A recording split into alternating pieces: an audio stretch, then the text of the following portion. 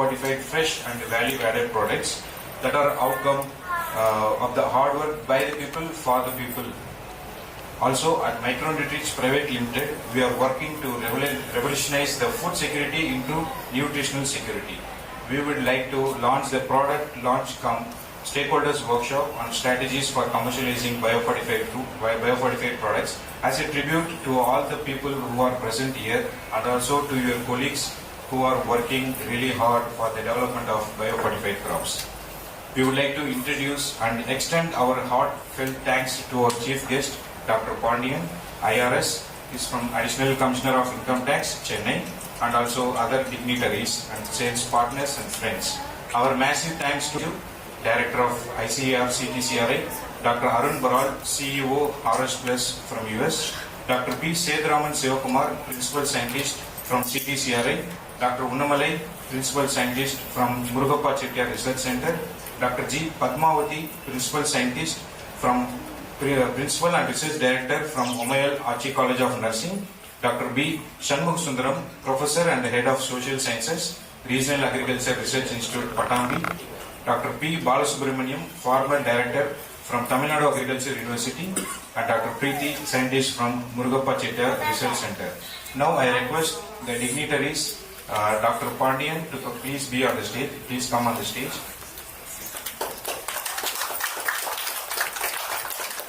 Now I request the Presidential Address, Dr. Baiju from CTCRI, please come to the stage.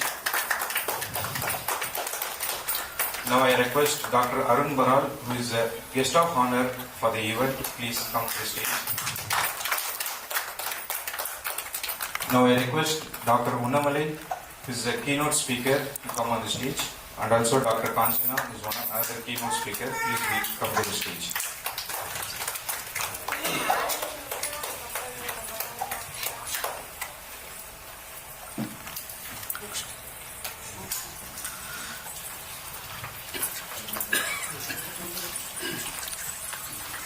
Let us start the event by lighting the Kuttu Vilakku. Dr. Pandian sir, Dr. Arun sir.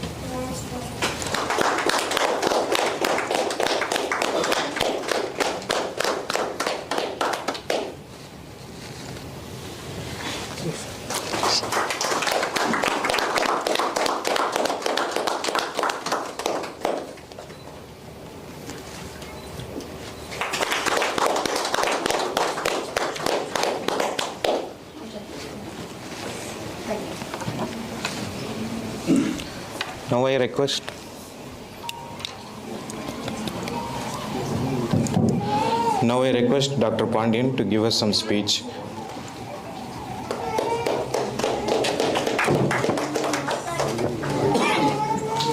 Please. Yeah. We don't have a stand.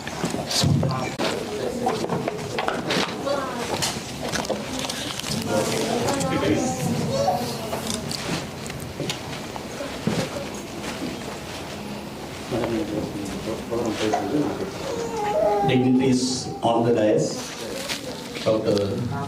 Baiju, Dr. Ro, Dr. Kanchana,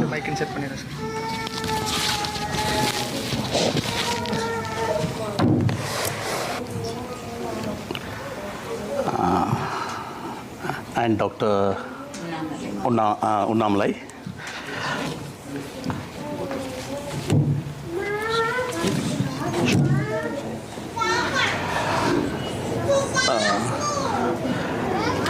researchers, other researchers, stakeholders, friends, ladies and gentlemen. It gives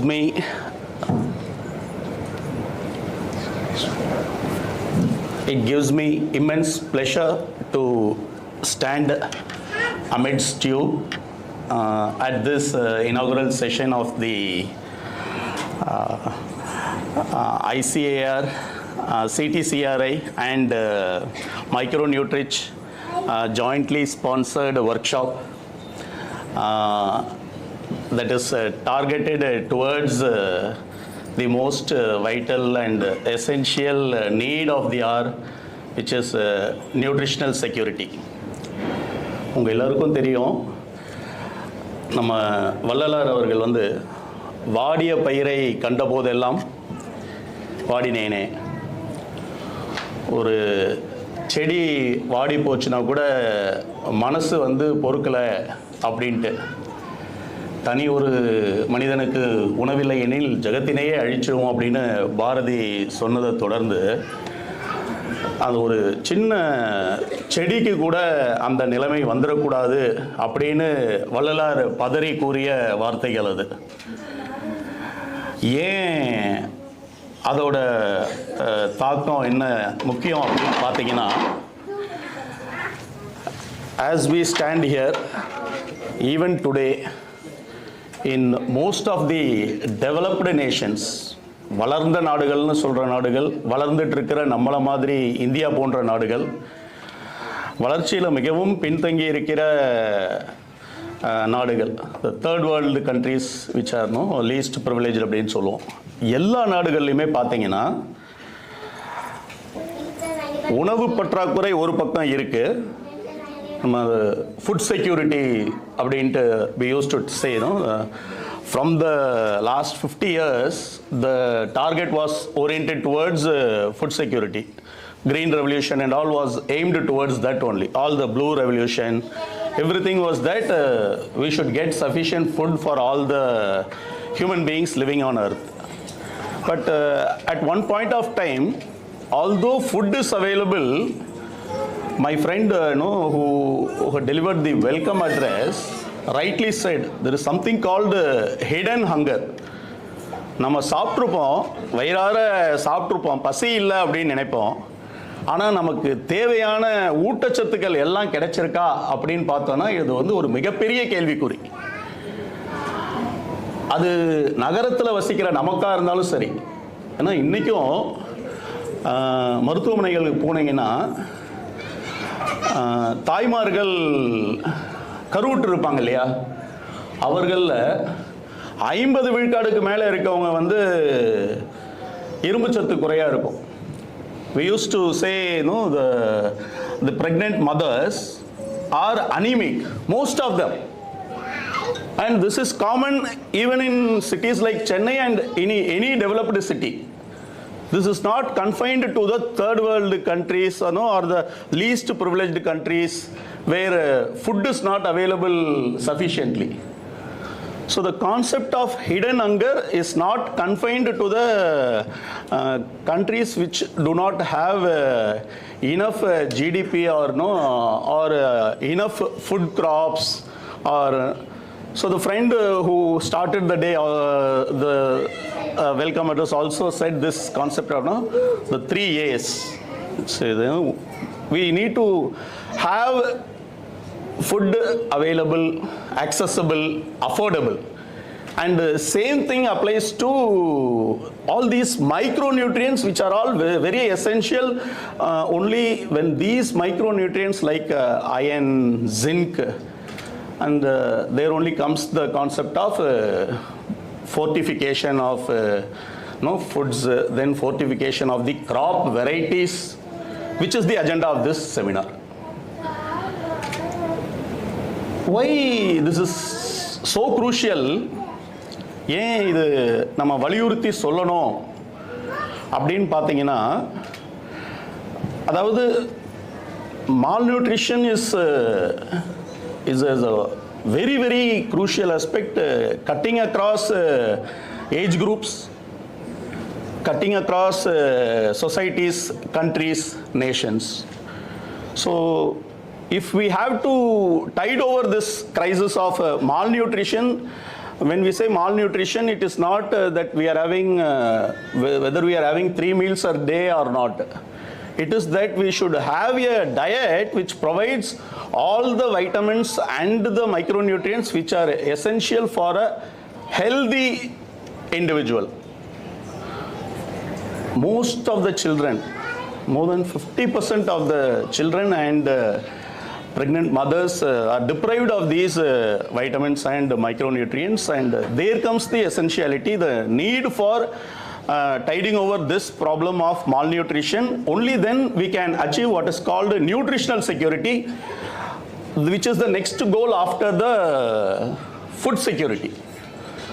Now we can safely say that no, we have abundant food, but we still lack these vitamins and micronutrients in the food which we take.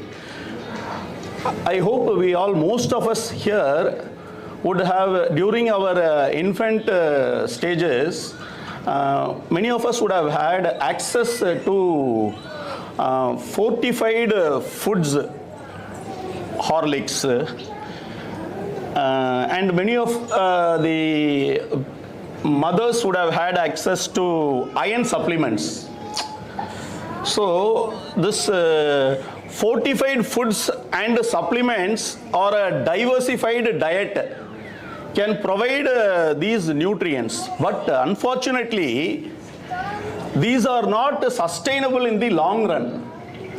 And any supplement or this diversified foods or the fortified foods, they cannot guarantee sustainable nutrition security. So the target is towards sustainable nutrition security, and incidentally the Millennium Development Goals, which were framed by the global community at the beginning of this millennium, goal number 1, 4 and 5 are all towards this concept of nutritional security. The goal number 1 of the Millennium Development Goal, eradication of hunger. Goal number 4, reduction in child mortality, and improvement in maternal health, goal number 5. So all these 3 are circling around nutrition security. So otherwise we'll have abundant infant mortality and also maternal mortality, which we have to avoid and overcome this hidden hunger concept. And now in 2015, together with these Millennium Development Goals, there are the Sustainable Development Goals, and you will find it strange. Out of the 17 Sustainable Development Goals, 12 of the goals, almost or even more than 1/3 of the goals, pertain to nutritional aspects only.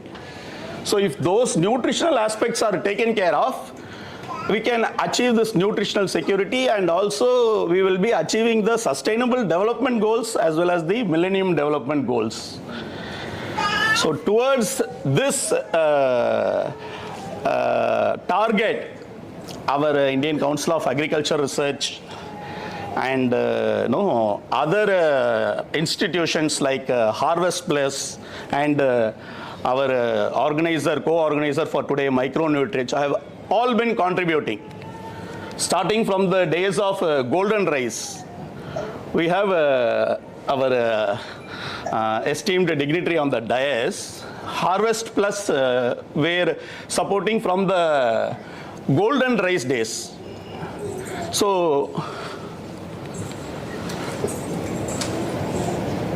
the importance and significance of this fortified crop varieties, breeding and developing. So doing research in these fortified crop varieties will take us towards sustainable nutritional security.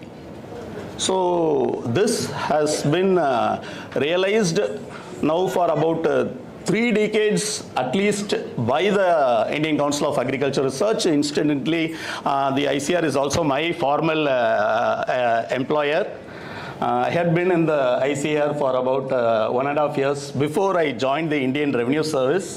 and the council has always been pioneering in all these aspects, and today my good friend Thiruchengode is here, who is a principal scientist in the CTCRI Trivandrum. We both are from the field of agricultural extension, and for achieving this target of nutritional security through these biofortified crop varieties, iron-rich rice, like iron-rich wheat. Similarly, this vitamin A rich, so all these have to be by way of genetical engineering. We need to make the varieties, and that is what has been happening over these 3 decades. A lot of varieties have come during the technical sessions. The researchers, the academicians, will be delving deep into these aspects of what varieties. Even today, some of the varieties are, the launch is there, and that is the purpose of this seminar. In this route of the travel journey towards nutritional security through these biofortified crop varieties, there are some challenges, issues which we will have to address, and how we are going to reach these targets, what should be the strategy.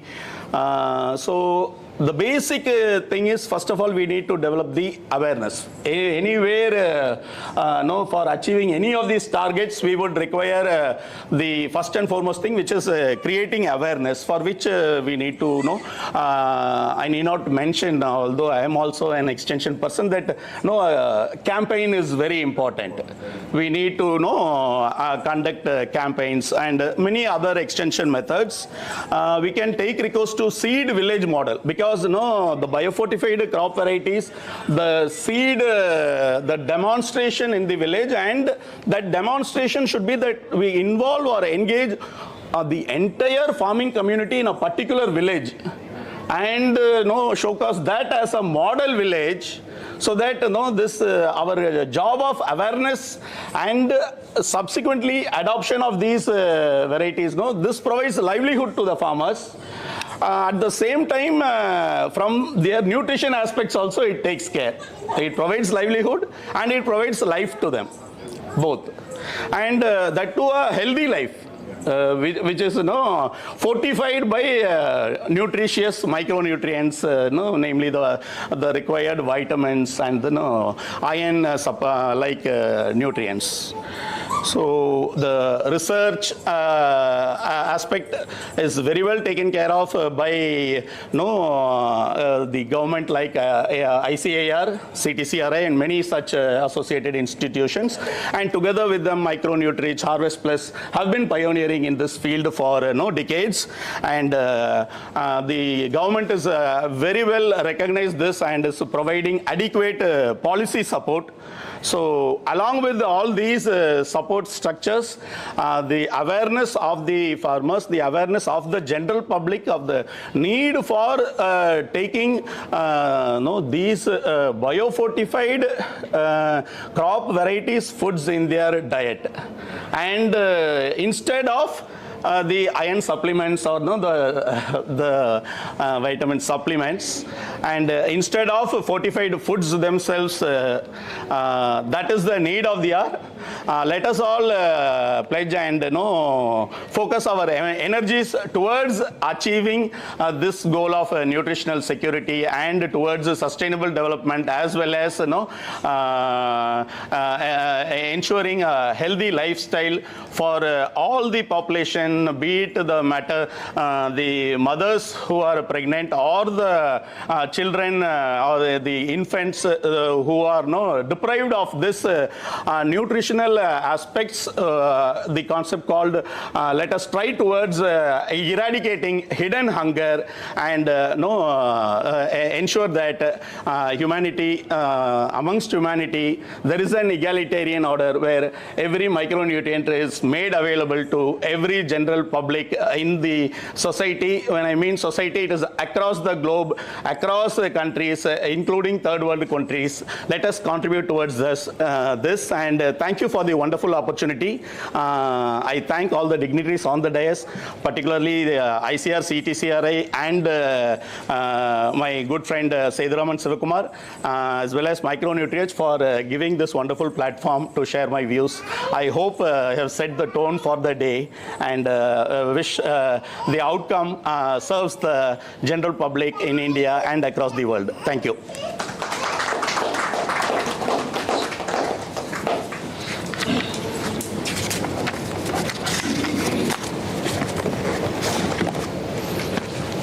Thank you so much, Dr. Ponyan, for your valuable speech and support. And now we would like to launch our product. I request Dr. Baiju to issue the sweet potato for our first customer, Dr. Sudhakar, Sriranjini, and Annapurna.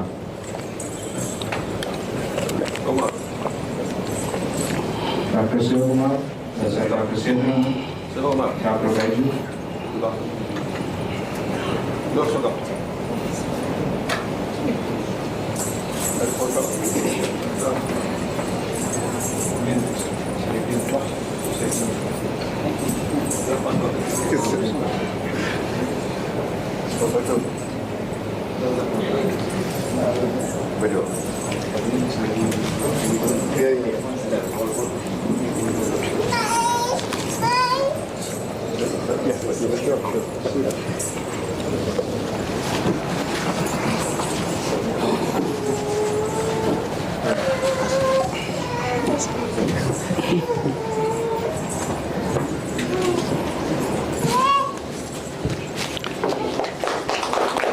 இது மைக்ரோநியூட்ரிச் அவ்வளோதா இல்லை okay CDC ஏரியாவில் develop பண்ணதா?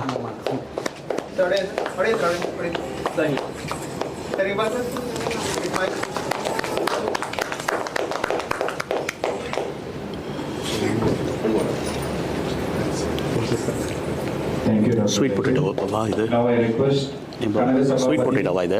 Sweet potato வீட்டில் எங்கேயாவது போட்டு I request Dr. Arun to issue Dr. Thok, the iron per millet to our first customers. Kanaka Sabhavati and Ramesh. Deepu Kanaka Sabhavati and Ramesh, please be on the stage.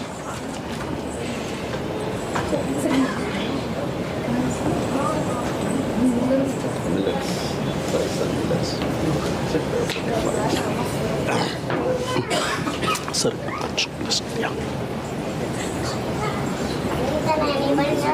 Per minute.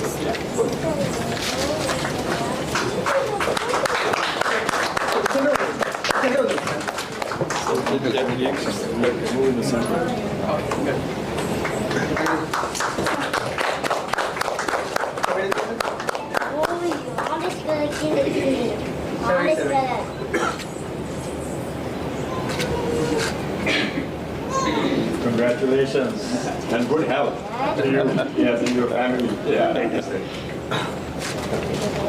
Thank you, Dr. Arun, for facilitating this. Now I request Dr. Onnamalai to launch our rice product. I request Priya, Selvi, and Sriram to be on the stage, please.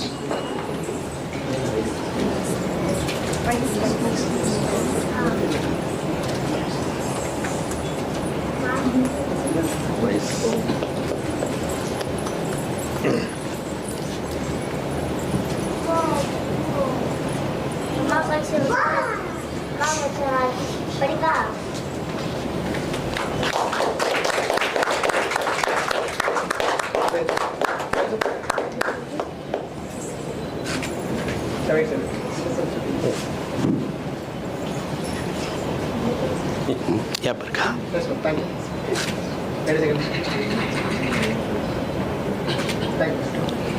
you. Thank you, Dr. Onnamalai. Now I request Dr. Baiju to give presidential address. A small background about Dr. Baiju. He is the director of Central Tuber Crops Research Institute, Thiruchengode. He is a noted tuber crops soil scientist and has been working in CTCRI for the past 30 years.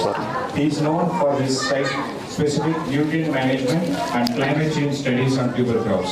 Now I please welcome Dr. Baiju for the presidential address to audience inspired by his journey as a tuber crop soil scientist and how soil plays a crucial role in case of biofortified crops. Good morning. So wait a second, sir.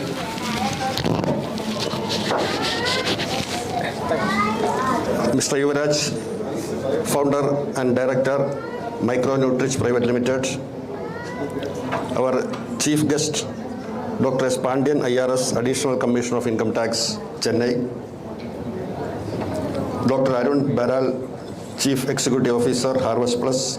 Dr. Unnamalai, Principal Scientist, AMM Murugappa Chettiar Research Center. Dr. Kanchana, Principal and Research Director, Omayal Achi College of Nursing, Thiruvallur. Other distinguished guests, my friend Dr. Shivakumar, ladies and gentlemen. So today is a very important day for CTCRI. I feel today is a very important day for CTCRI because we are connecting more with industry and our partners in transferring our different technologies, mainly to address the challenge of micronutrient malnutrition, as mentioned by our chief guest. We know that India is a country that has a GDP that is fifth largest in the world. In continuation of our chief guest's speech, we are the fifth largest economy with more than $3 trillion US dollar GDP, and we are expected to reach or cross $5 trillion by 2030 or so. But in spite of this, the Government of India publication in 2020 itself says that 21.9% of the population live in extreme poverty, even though we are, as chief guest has very rightly pointed out, that differences are also widening, and 15.2% of the people are undernourished. That is also a very stark reality. And connected to this today's discussion, the book also says that 58.4% of children below 5 years of age, 53% adult women and 22.7% adult men are anemic. That is mostly due to vitamin A deficiency, and 70% children below 5 are iron deficient, and 38% children below 5 are zinc deficient. So these are very important points that we have to consider very seriously, and these kind of serious nutritionally related issues are more prominent among the tribal and socially and economically weaker sections of our society. About more than 700 ethnic tribal groups are in our country, and about 10 crores or 104 million Indians are tribals, and another 20 crores people are also coming and the socially and economically backward community, and all this the percentage of people suffering from this kind of malnutrition are very serious in these sections of our society. And in this connection, as our chief guest has very rightly pointed out, fortification of food is one of the concepts, then supplementation is another concept, and lately now CGR institutes like Dr. Arun Baral is coming from Harvest Plus, CIAT, International Potato Center. They have been working since for the last 20-25 years. Dr. Jan Low and her team, she has been to CTCRI some years back, and we had good collaboration with Dr. Jan Low's team. And her life she worked to popularize biofortified sweet potato varieties in African countries, and that has reached millions of families in Africa, and that in combating malnutrition, especially pro-vitamin A deficiency, vitamin A related malnutrition. So that's a very, very important contribution of the international CGR institutes like International Potato Center. And in this connection, the Government of India, in a publication 2020, says that Indian Council of Agriculture Research has come out with 71. Today it may be close to 100. but as per the 2020 document, 71 different crop varieties of 16 crops were released in our country, which are rich in different kinds of micronutrients as well as many other nutraceuticals.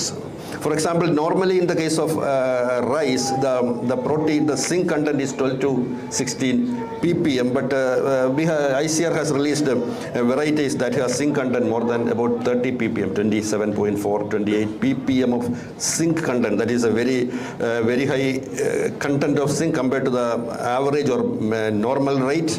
And in the case of pearl millet, normally it is the iron content is 45 to 50 ppm, but now we have varieties with iron content above 70 ppm. And also we have the same pearl millet variety ABV04 has a zinc content of 63 ppm. The normal content is half, about 30 ppm.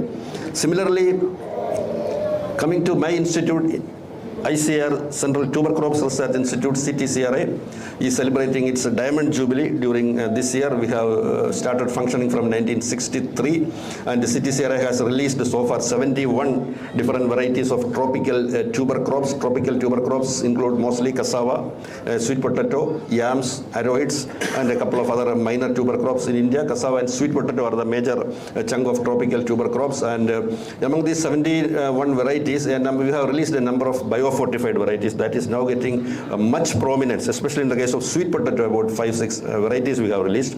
1 or 2 varieties are displayed here: Boo Sona, Boo Ja. Those are very rich in beta carotene content, about 14 to 15 milligrams per 100 gram beta carotene. And also certain anthocyanin rich varieties are also released, like it's named as Boo Krishna.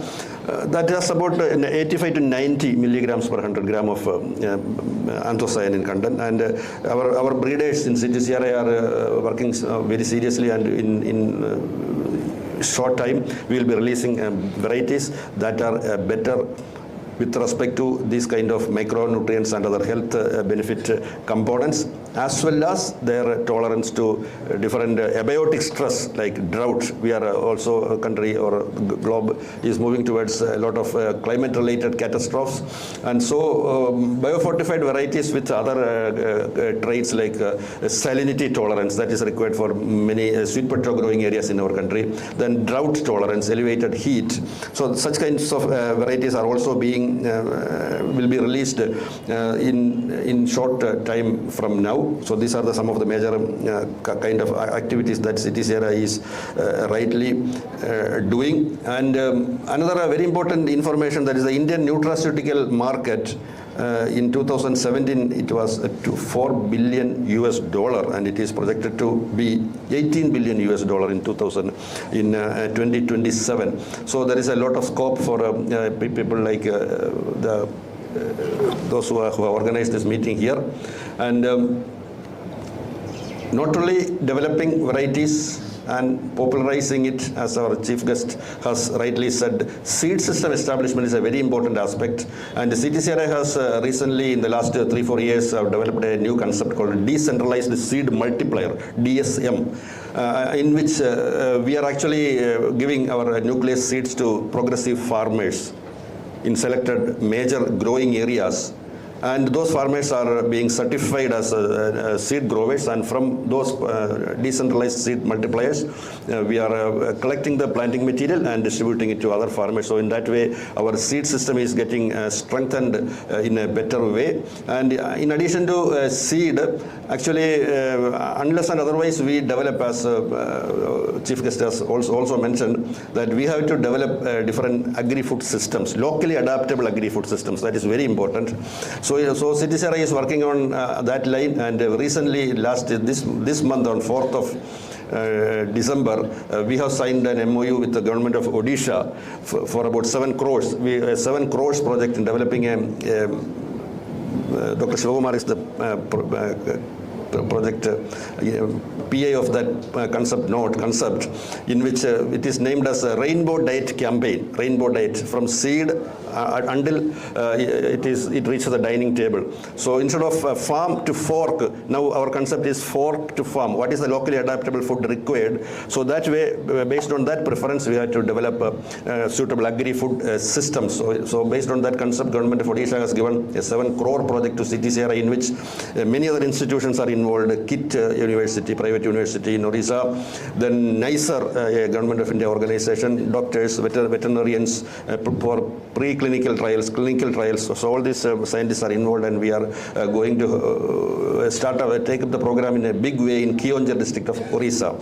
So similarly, we look forward to Harvest Plus in strengthening the supply chain. As you rightly mentioned, the supply chain strengthening is very important in this aspect. We have technologies, we have many other aspects are there, but in strengthening the supply chain is very important, and I look forward, and I promise all the support of CTCRI to the activities of Harvest Plus, and we look forward to having some collaborative program with Harvest Plus in the near future. So with this few introductory remarks, I thank the organizers for inviting me to be a part of this very, very important program. And with this, I congratulate you all. Thank you very much.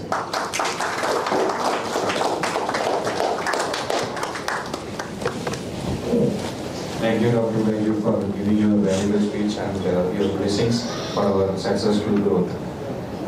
We are, on this auspicious day, we are signing an MOU with ICAR CTCRI, MicroNutrich Private Limited.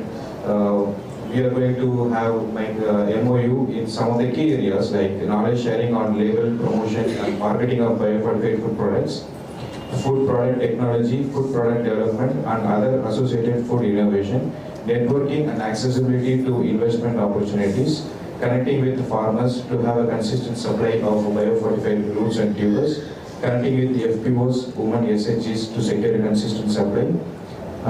So the collaboration to increase the reachability of biofortified products in hospitals, offices, schools, canteens, and also with the panels of nutritionists, doctors, and pediatricians.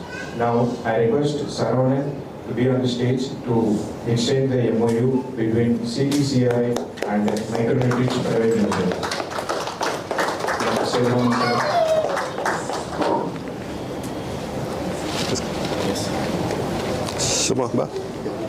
Sir. Sir, please. Sir, you are the most. Your presence. Yes, I'm very much here. I'll hold. One I'll hold. Then we'll exchange.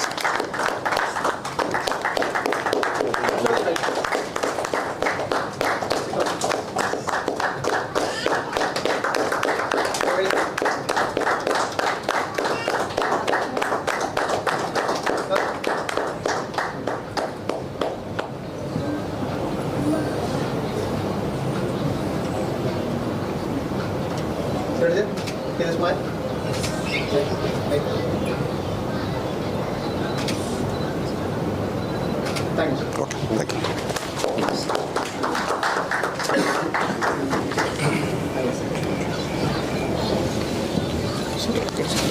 Oh, sorry, sir.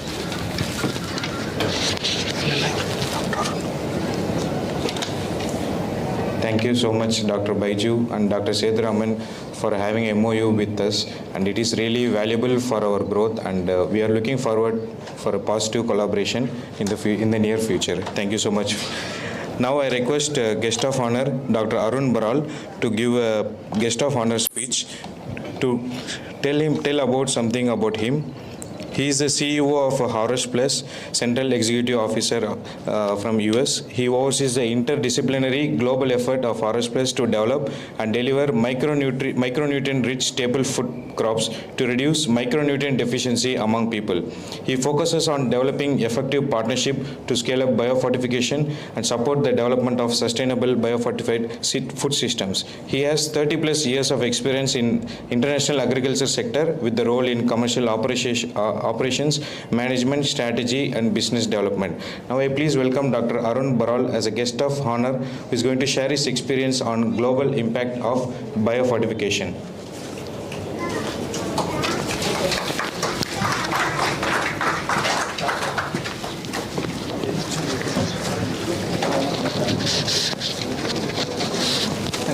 Thank you.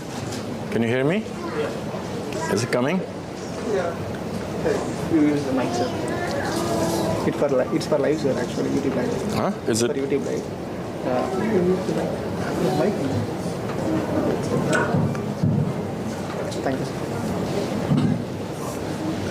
Hello, good morning, and warm welcome to everybody. It's great to be here. I want to, first of all, thank the organizers for inviting us. I also want to acknowledge our distinguished panel, Dr. Pandian, Dr. Baiju, Dr. Unamalai, and Dr. Kanchana. It's great to be part of the panel with you. And I am going to talk about biofortification, the global impact for biofortification. I put together a few slides, if you see over there, to walk you through what is biofortification and what's the potential of biofortification. So if you go to the next chart,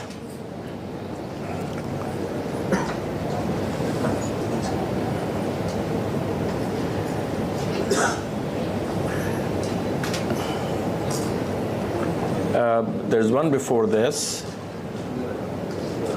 Yeah, so you go to, what is biofortification trying to do? So as my panel guest talked about it, it is about addressing hidden hunger, which is basically hunger that you do not see, and it is in the form of micronutrient deficiencies that have a very severe effect on the health of the people. So right now, 3 billion people worldwide, 3 billion people worldwide cannot afford a healthy diet. So whatever they are eating is not, it's not healthy enough for their bodies to be nourished.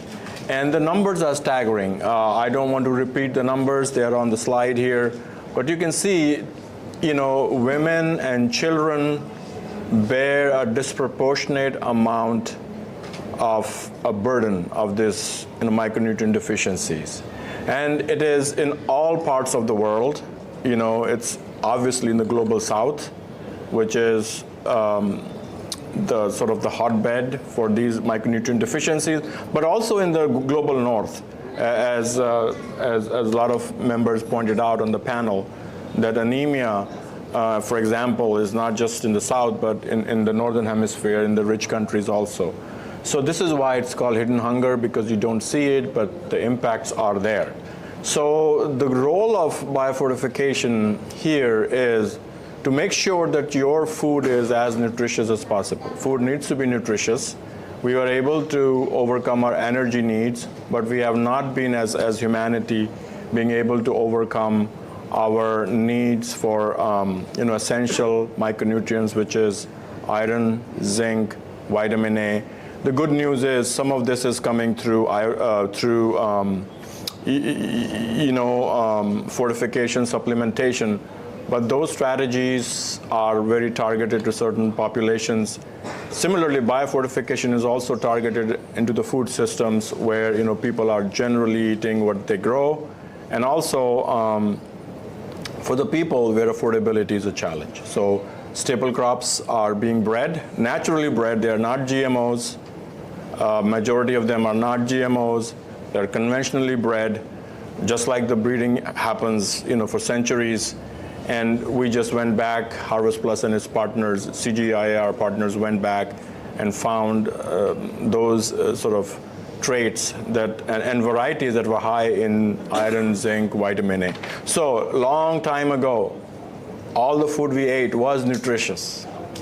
Over time, by forgetting or less focusing on nutrition, the nutrition content in the staple crops and fruits and roots and tubers went down, and now we're going back up to bring nutrition back into the food systems.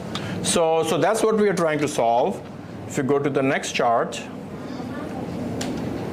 So I talked about these strategies for addressing malnutrition. Biofortification or staple crops are the base of the food systems. They are the backbones of the food systems. Obviously, dietary diversity is the best way to get your nutrients. That's the best way. It's a gold standard. But if you can't reach there, then obviously food fortification and supplementation are other alternate strategies. There is no silver bullet. Biofortification is not a silver bullet.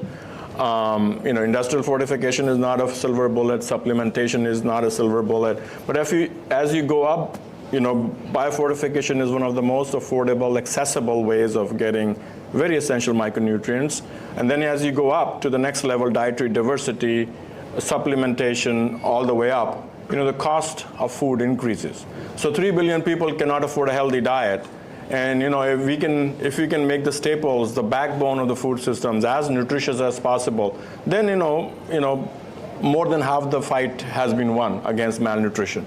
So that's what we are trying to sort of address here, is what are the strategies for addressing hidden hunger, and biofortification has its role as a backbone of the food systems, with staples being front and center. If you go to the next chart really quick. Harvest Plus, we are,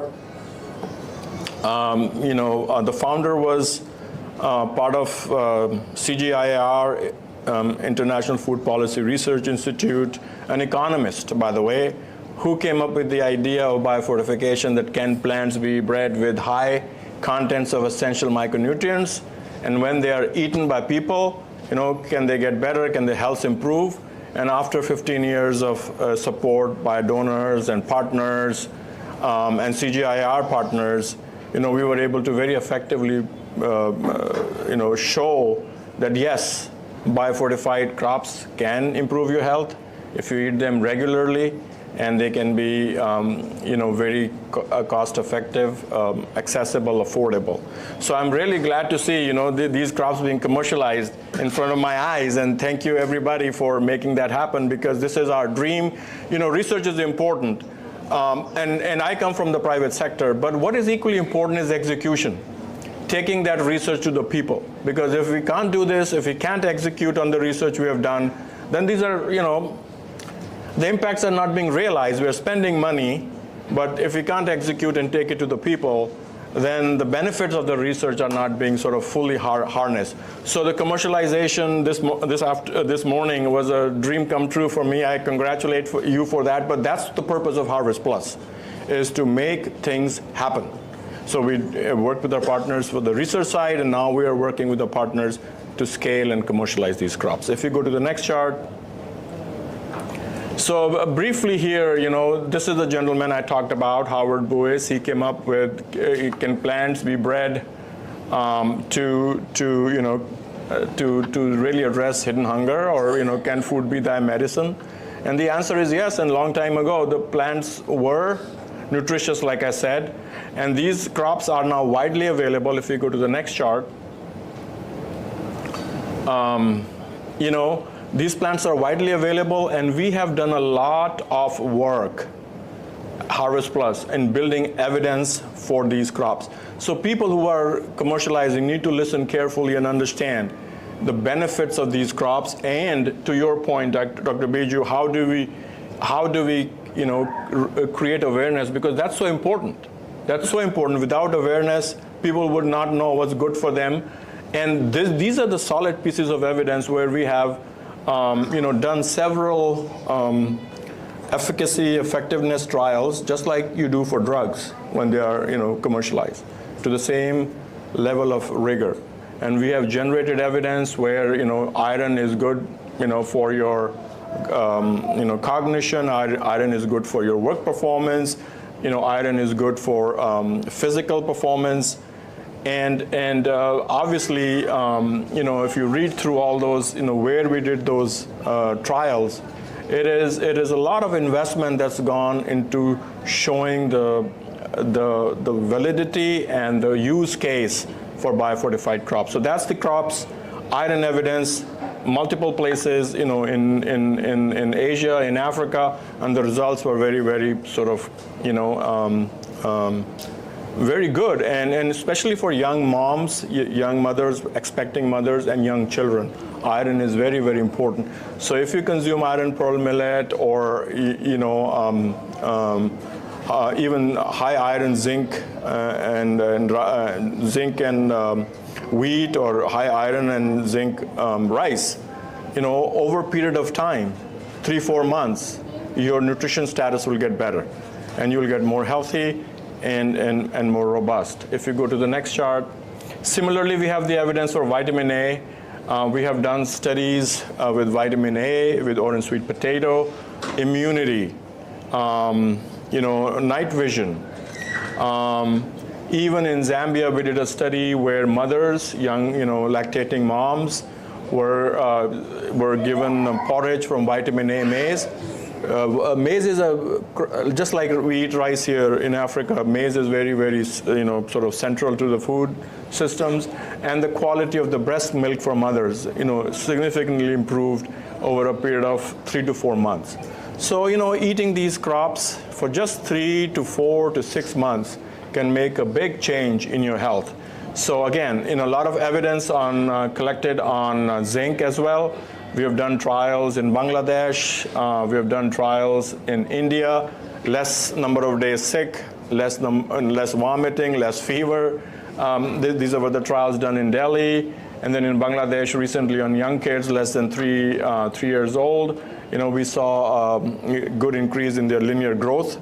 So zinc is very important for, I don't need to say this, but immunity, cognition, and stunting. And stunting is not just small height, but brains are not developed. So if children are not getting zinc in their first 1,000 days from being conceived to being born, then stunting is very difficult to reverse. So young mothers need to pay special attention to that, and there's a lot of need in this part of the world for food to be the source of health.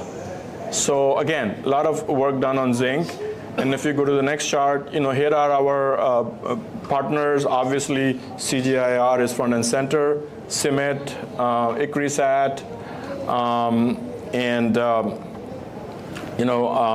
outside of here, IITA, IRI.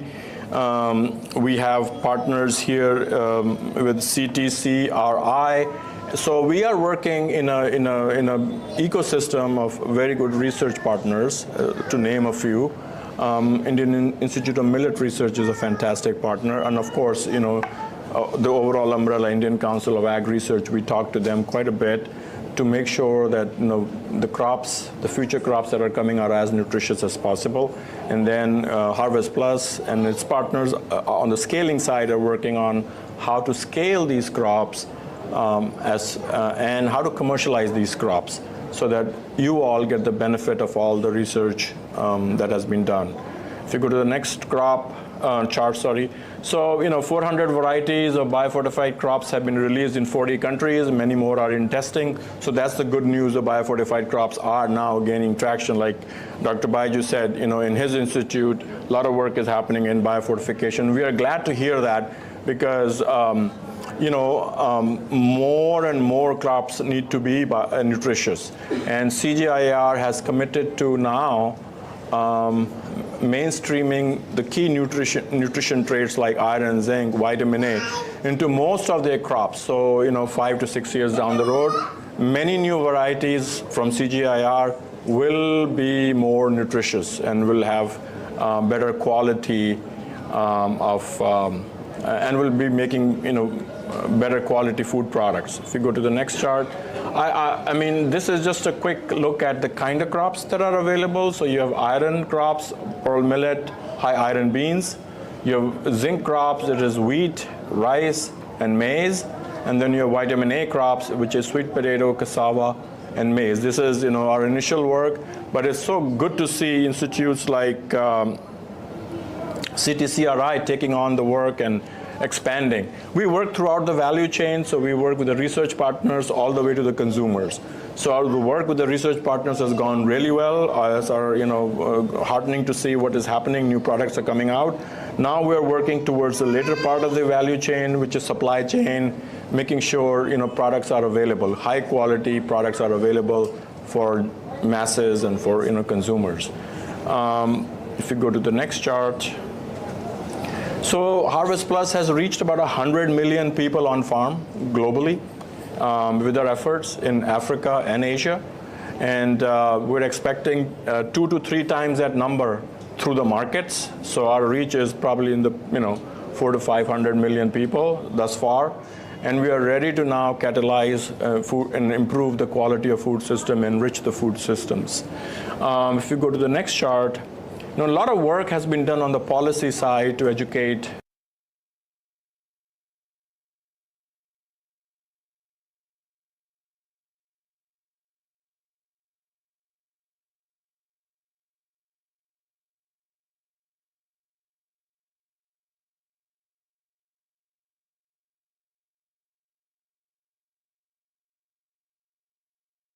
glad that policy endorsements for biofortification are coming from the national government. So that's the headline. And role of partnerships, I'm here to sort of extend my hand on behalf of our organization with partners to make sure that you all have access to healthy foods. That's our mission. We really hope we have a healthy and happy society. And all that can be done only through partnership. No one organization can do it by themselves. It is a joint effort, and that's the purpose of my visit. And the next chart should be it, I think. Oh, yeah. And, what we are trying to do now, you mentioned awareness building. It's there. We need to all work together to create awareness for our partners and, private sector so that demand is created.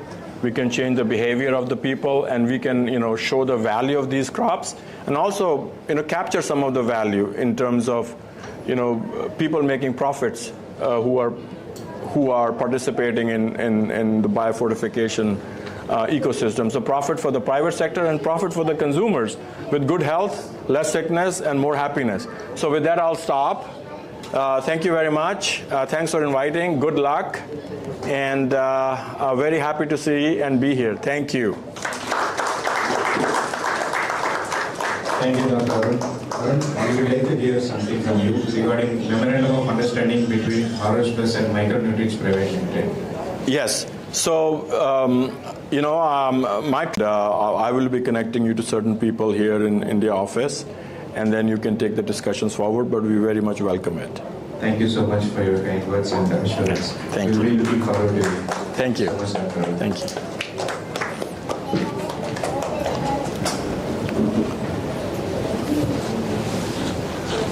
Oh, sorry. Now I request Dr. Onnamalai, Principal Scientist, Monday-18th Research Center, to give a speech about development and production practices of biofortified rice and experience with farmers.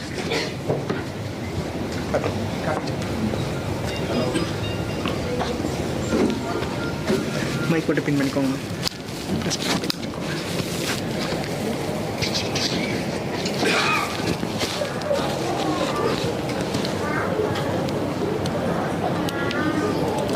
Hello.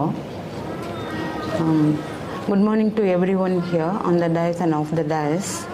I am here representing my institute, Murugappa Research Institute, and I will now explain in 5 minutes or 10 minutes or so how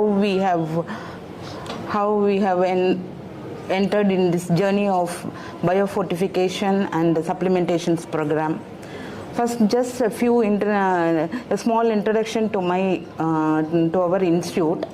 Murugappa Research Institute is a philanthropic unit of Murugappa Group, which is a conglomerate.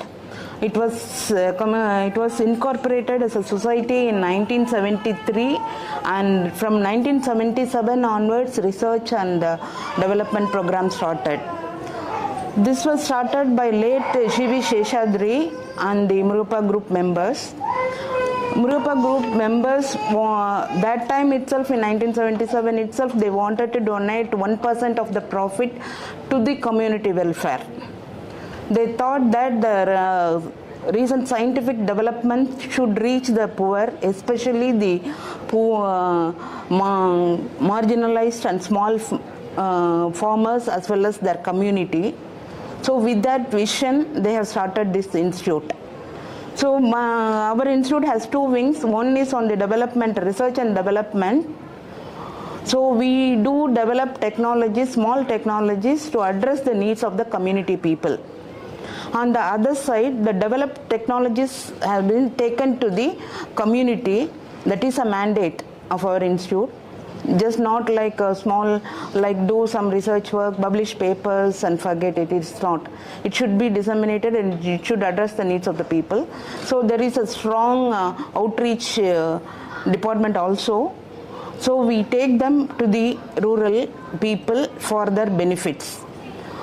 So Dr. Shiveshwar, with the long vision, that time itself they have started with the bigger programs on nutrition like spirulina, organic cultivation of spirulina in an affordable way, and also like organic farming practices, and for fishermen folks like catamarans and other things, and windmills, so many things in a far-fetched way they started in a smaller way. And spirulina is the flagship program of our institute. And once they have developed the technology, it has been given to NRDC. We have achieved a certificate from them. And from them, Murugappa Group has purchased that technology and now is in a very big it's in a big way. They are manufacturing it and selling it.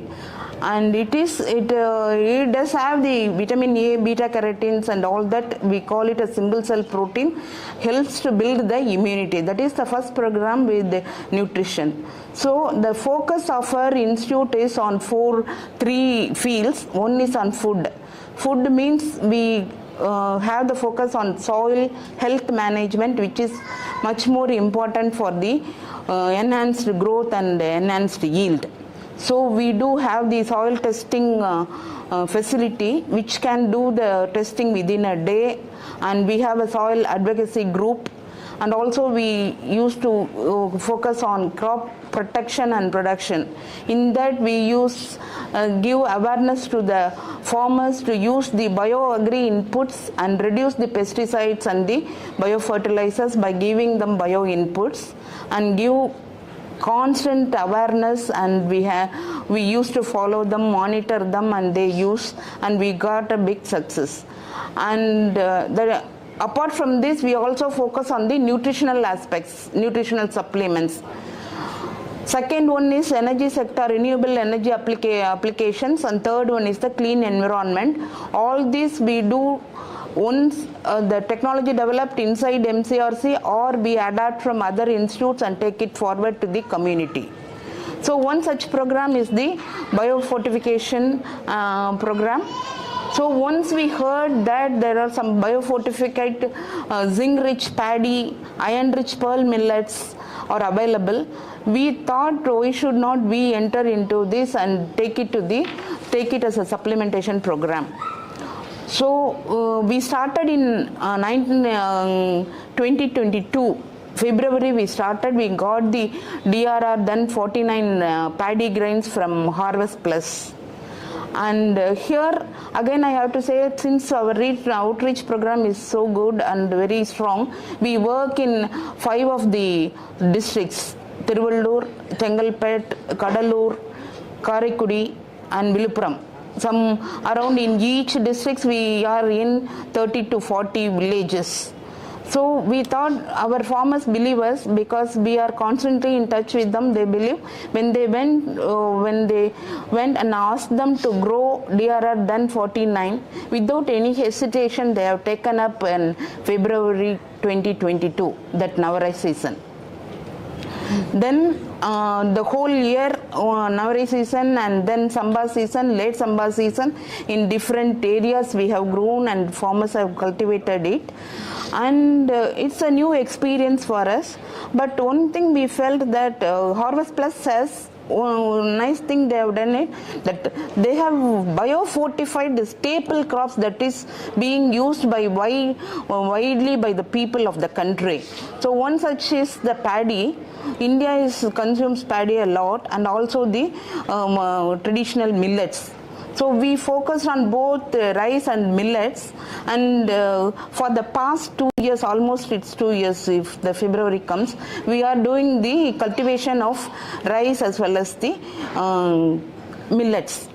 In rice in 49, it was a new experience for us. We are not an agricultural research institute.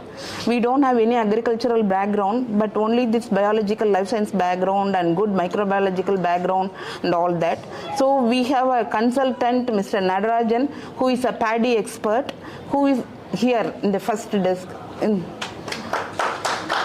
He was the one giving us some inputs for the cultivation and all that in agronomic practices, soil advocacy and all that. So by that, then every step we had a hurdle. But first cultivation, procuring the seeds, then cultivation, then again buying it from the farmers without chaffee or without moisture. We didn't know how much moisture should be there, how to purchase, and then conversion into rice. And we failed in some of the regions that it has become like orange grains. So it's a baby steps that we have put forward to cultivate the cultivation aspects. Many of the hurdles we have to pass through, and each step in the supply chain we have to have strengthen it, and we want the partner. We are the partner for the cultivation. And when MicroNutrich approached us, and when we had a discussion, we are happy that they are commercializing these products. So year by year, we are increasing the number of farmers cultivating this crop. We will be using only certain percentage of the product for our supplementation program, and the other products which are cultivated, the farmers should be commercialized. So when Dr. Yuvraj approached us, we felt that we could have a marketing linkage for our farmers. So this is the initial stage. We have the associations. In the coming years, the partnership will be strengthened. We will be taking a MOU also after soon. Definitely, Yuvraj. Okay. Likewise, in the pearl millet also we are cultivating. It is mostly well grown in the Kurinjipadi area rather than in other areas. And also it needs lot of awareness to the farmers, because it needs water. People, they sow it, and if the rain doesn't come, it doesn't germinate, and everything gets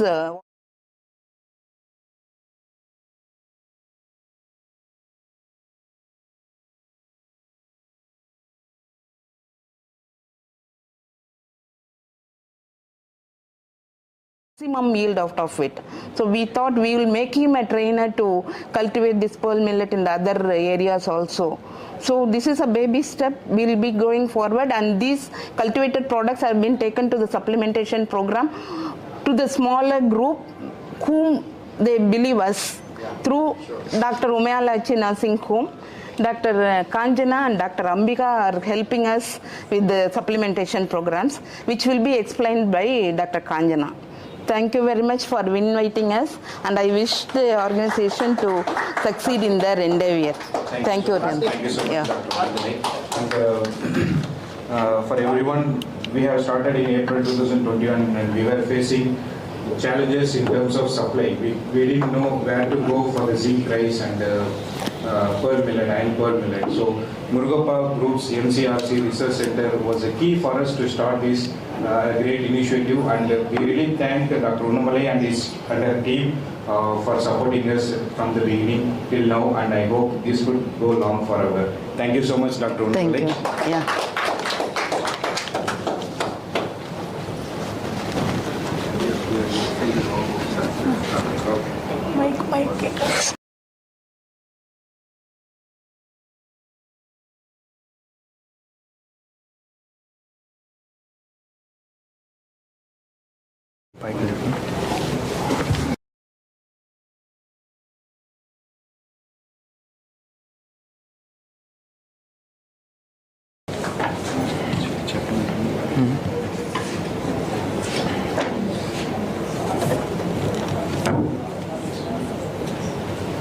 Sorry, I have to go.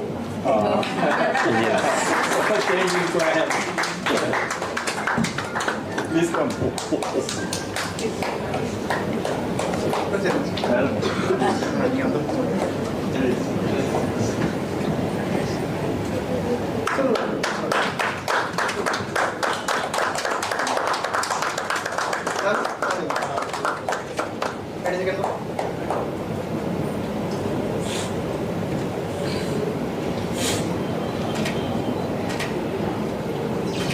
Thank you.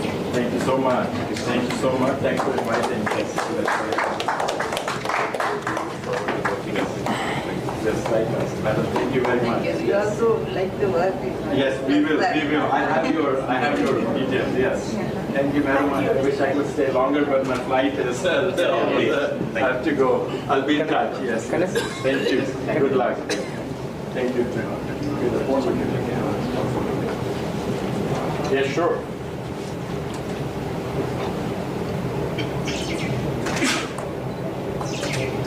So it's Thank you. Thank you. Enjoy.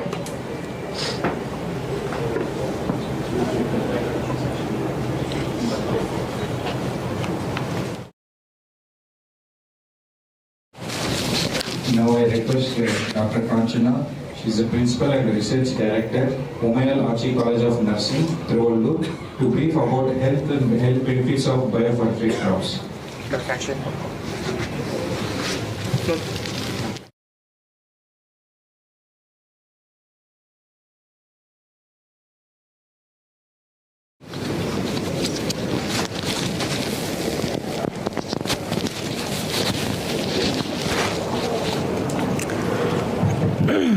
A very good morning to the dignitaries on and off the dais. I'm here along with Unnamalai ma'am because we are closely working with her for more than I think it's more than 5 years. Initially, we started with community developmental activities like giving smokeless stoves, lamps for villages the irregular villages which are there, who do not even have light. Then there were many like agricultural development like, biochar preparation, panchakavya preparation, humic acid preparation. So this training was given to all the farmers. Initially our work was in that line. Later when Unnamalai ma'am brought in the idea of having a biofortification, fortified crops utilization among our village people, we felt that now currently the world is looking at malnutrition as a great challenge, and tackling malnutrition among all the national health problems which we have, malnutritional problems are very, very high, like nutritional anemia, protein energy malnutrition are very, very strong, difficult vitamin A deficiencies and other micronutrient deficiencies are a great challenge for today's world. So looking at that, when ma'am brought in this idea of doing this kind of project, we were more than happy to bring in the project launch.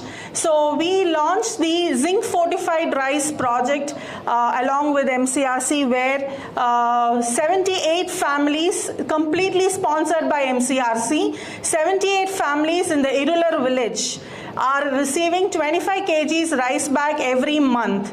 Now we have done it for 6 months now, but now they are going to continue for 6 more months. We are monitoring the growth and development of the children and the families in the community.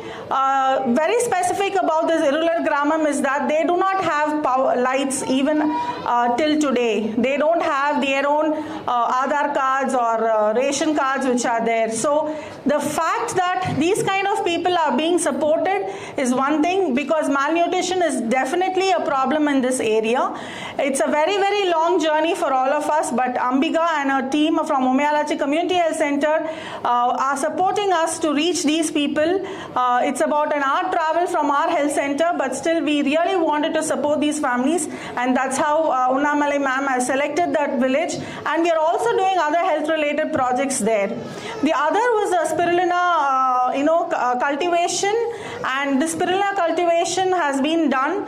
We have been giving this to diabetes people in our who are registered with Umayalachi Community Health Center, and we have seen a lot of changes. The immunity has improved well, prevention of infections have been there, so number of infections or hospital visits have been reduced to our health center, so that we have seen. And also the moringa cultivation. We are also doing a research now on family based anemia prevention program, where we are are giving moringa powder to the families where an adolescent girl should be there with anemia, but we'll also check the hemoglobin status of the whole family, and whoever has anemia will be supplemented with this moringa powder. But we are also, for sustainable project at the backyard, we are outsourcing this moringa seeds, and we are making them grow this plant in the backyard of every family. So that could be a sustainable way of handling anemia in our communities. Mostly these are 21 villages we are working intensively. Though we provide services to 55 villages, the 5-kilometer radius, this 21 villages, we are working very closely there. That's about the moringa component. And iron fortified pearl millet. Most of the adolescent girls are at Omyalachi College of Nursing. Around 200 odd children who are there they have anemia is a major complaint among them. The number of infections they receive, because they're all nurses who work in the hospital, so they bring back a lot of infection. So we were thinking about it, and when ma'am's idea is that why don't we try iron fortified pearl millet, and the porridge is being given once a day, 180 ml of porridge per day in the morning with jaggery we give, and again a complete sponsored by MCRC. It is taken care. The beauty of it is that just within 3 months' time, girls who were having 10 grams of HB have raised to 14 to 15 grams. Of the range of improvement in hemoglobin level was 4 to 5 grams per DL. So which we couldn't even do by providing this ferrous sulfate tablet. We were not able to do that. But this biofortified, pearl millet kanji has done really a magic among this. And what we have seen is the visit to hospitals because of infections has considerably reduced. We are now doing it, extended our project now for another 6 months, and we are following up with the numbers of how hemoglobin is improving among them and the other subsequent thing, because anemia leads to infections, immunity is reduced, and then infections are there. That's a vicious cycle which is there. So when we handle all that, I think it's a beautiful project of using, because we have been introduced to biofortified food products through Unnamalai ma'am and her team, and we really appreciate the kind of work that MCRC is helping us in doing this, and I thank the organizers for giving me this opportunity to share our experiences in using the biofortified crops. Thank you.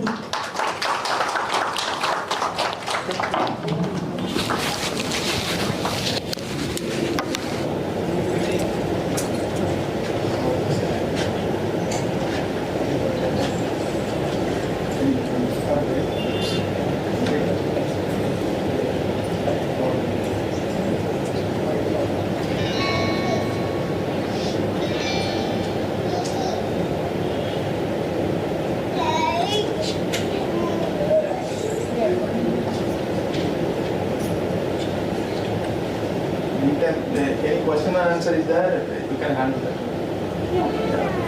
அதாவது உங்களோட கேள்விகள் இருந்தால் கூட நீங்கள் அதை கேட்கலாங்க. நீங்கள் இருக்கவங்க மேம்கிட்ட ஏதாவது இது சம்மந்தமான கேள்விகள் அவங்க ஒர்க் பண்ணிட்டு இருக்காங்க. Any questions? Yeah.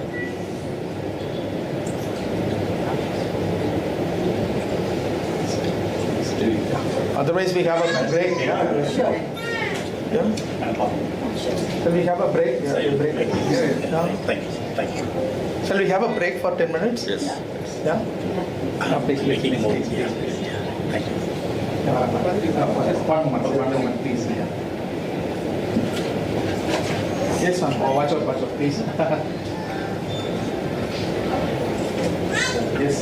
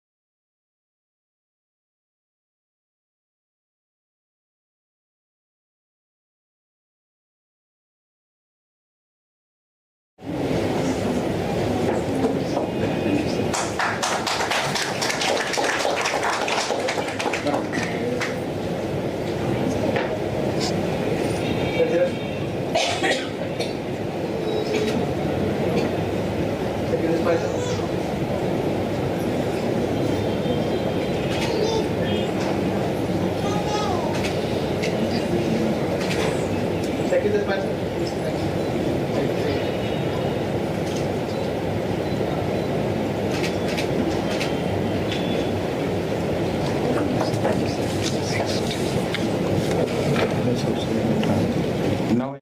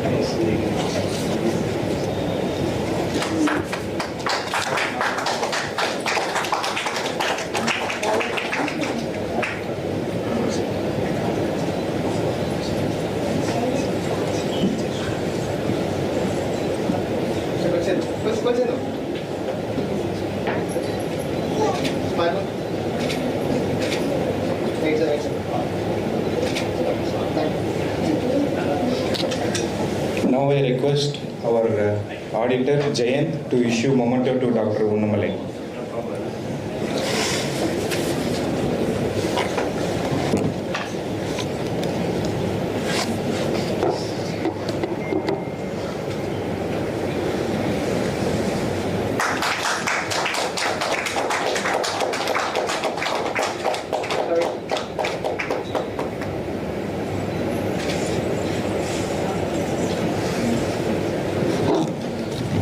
Now I request Dr. Preeti Murugappa Chettiar Group to issue memento to Dr. Kanchana.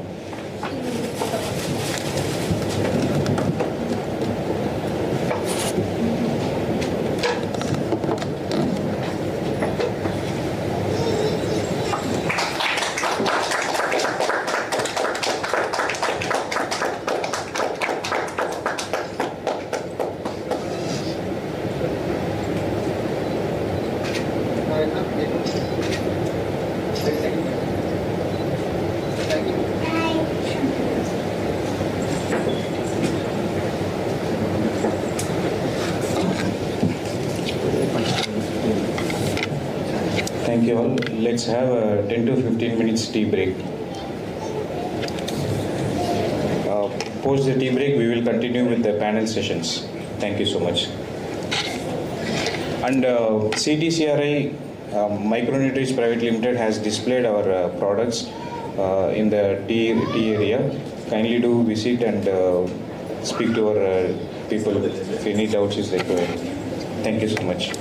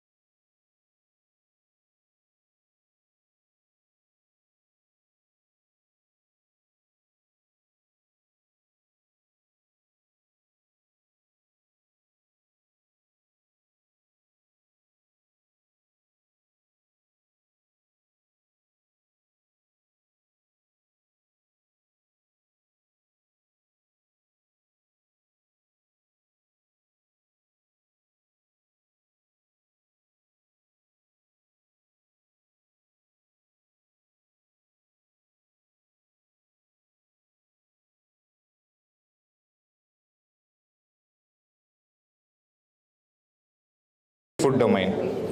Now I request Professor Balasubramaniam. He is a renowned former director of the Center for Plant Molecular Biology, Tamil Nadu Agriculture University, Coimbatore. His specialization in agriculture biotechnology with a focus on transgenic plant technology research and biosafety. Today he will share his views on the licensing and international transfer of biofortified crops to improve the accessibility of nutritious food to all. Now I hand over the mic to Dr. Baiju, who is the chairperson for this panel. Thank you.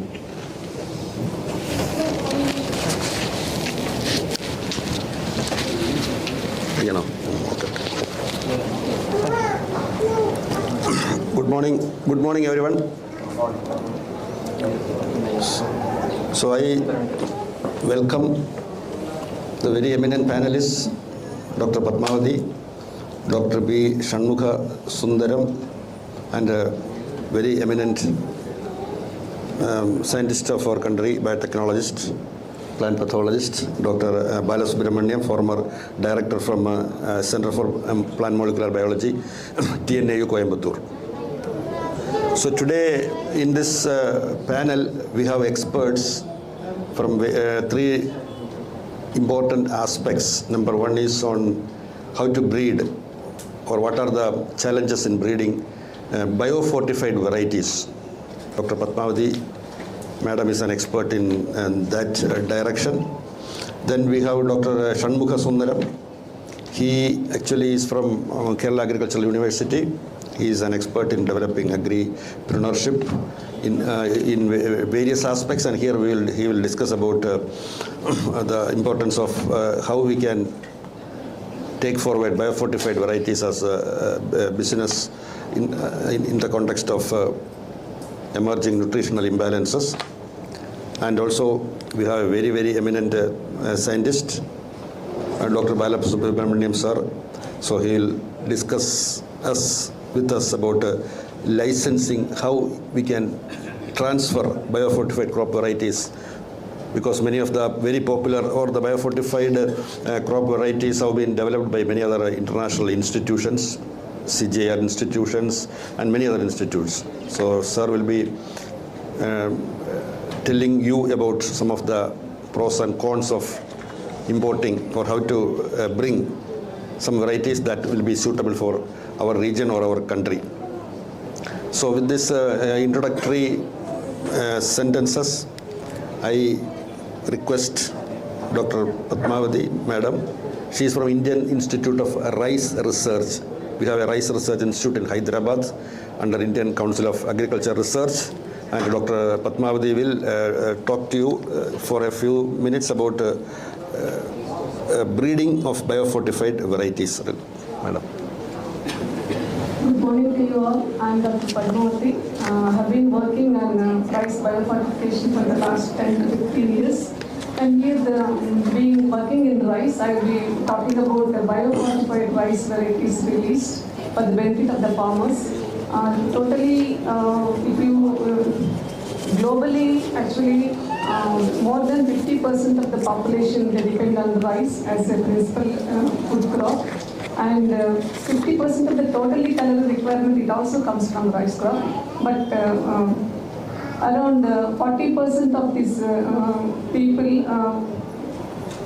nourishing on this rice, they are having all these malnutrition diseases, because people, they consume rice in the polished form. You know, the zinc, some of the micronutrients, rice is 4 sources of proteins, vitamin A, and then micronutrients like zinc and iron. So when the iron is present on the aileron layers of the seed coat, and zinc is mostly concentrated in the endosperm. So people, actually we are trained, or our mindset is like that, we prefer to have polished rice. So while polishing, the iron present in aileron layers gets removed, so that it leads to anemia and all these iron deficiency symptoms. Zinc somewhat we are saved, because more than 80% of the zinc is concentrated in the endosperm itself. Even though we do polishing, only 10% loss of zinc will be there. So nowadays, right from Green Revolution period, we have been thinking about, we have achieved self-sufficiency. Our concentration is on how to increase rice production or rice yields in farmers' fields. But we never focused on these malnutrient, deficiencies of vitamins or iron or micronutrients, whatever it may be. So now the age has come wherein we have to focus on the nutritional aspects of this rice or cereals or whatever it may be. So in this aspect, we have been breeding zinc-fortified rice varieties. Globally, there are more than 70 nutritious rice varieties having high protein, high provitamin A, high zinc, so on and so forth. This is 2021 reports I am telling you, among 16 crop species. But at IARR, from where I have been working, we have some 6 varieties released exclusively for hygiene content. Our first variety was dearer than 45, and second variety dearer than 48, third variety dearer than 49, and recently dearer than 63. All these varieties, they do have more than 24 ppm of zinc in the polished form. That is sufficient for taking care of 40% of the daily required zinc. And in addition to this, our sister institutes, NRRI, National Research Institute, Cuttack, it has developed high protein rich varieties. Means they have 10% protein. Any amount it is equivalent 10%. It is known as graded as high protein, like Siarthan 310 and 311. So in our institute, we have many of these biofortified rice varieties. During development, what happens? Actually, these are all bred varieties, not importing somewhere and then checking their quantity and then put it for release. It's not like that. We have taken the high zinc or high protein donors, and we wanted to improve the popularly grown high yielding varieties which are devoid of these micronutrients. We wanted, because farmers like those established varieties because of so many reasons, mainly high yield, but it is poor in the zinc or protein also. So we involved these donors, we made crosses, and we spent some 5 years time to develop these high zinc rice varieties. Then another 3 years it will go into Agri program, All India Coordinated Research Improvement Program. When once elite lines, superior lines are developed by any scientist, either in national institutes or agricultural universities, for its release and for its commercial cultivation, it has to undergo that Agri system. So in Agri, again 3 years of testing we will do. Then throughout this 3 years period, it has to show high yield, not only high zinc. High yield is a must, because farmer first, his perception is high yielding, followed by whatever value added trait. So in that case, so while generating these varieties, already we do multi-location evaluations, right from Kashi to Kanyakumari, this Gujarat to Odisha, like that all zones will cover. So during that process, what happens? They are exposed to different biotic stresses, different pests and diseases, and also they are exposed to different abiotic stresses like high temperatures, droughts, or salinity, or submergence. So all these varieties, when once they reached, they outperformed the check for all these 3 years, means they have inherent capacity to tolerate these pests and diseases and then abiotic stresses. In addition to yield, high zinc, high protein, we also give focus on grain quality. Unless quality is good, if quality is good, then only farmer, like in farmer perspective, he wants high head rice recovery. For example, 60%. He doesn't want brokens. He wants head rice intact. And also intermediate amylose. If amylose content is intermediate, then if you cook, it becomes soft. After that, after cooking also, you can leave like that for, let us say morning you have cooked until evening, it will be soft only. If it has medium amylose content. So like this, and also it has got zinc. But nowadays, the moment these biofortified varieties are released and commercialized for different states, there are certain problems like perception problems are there.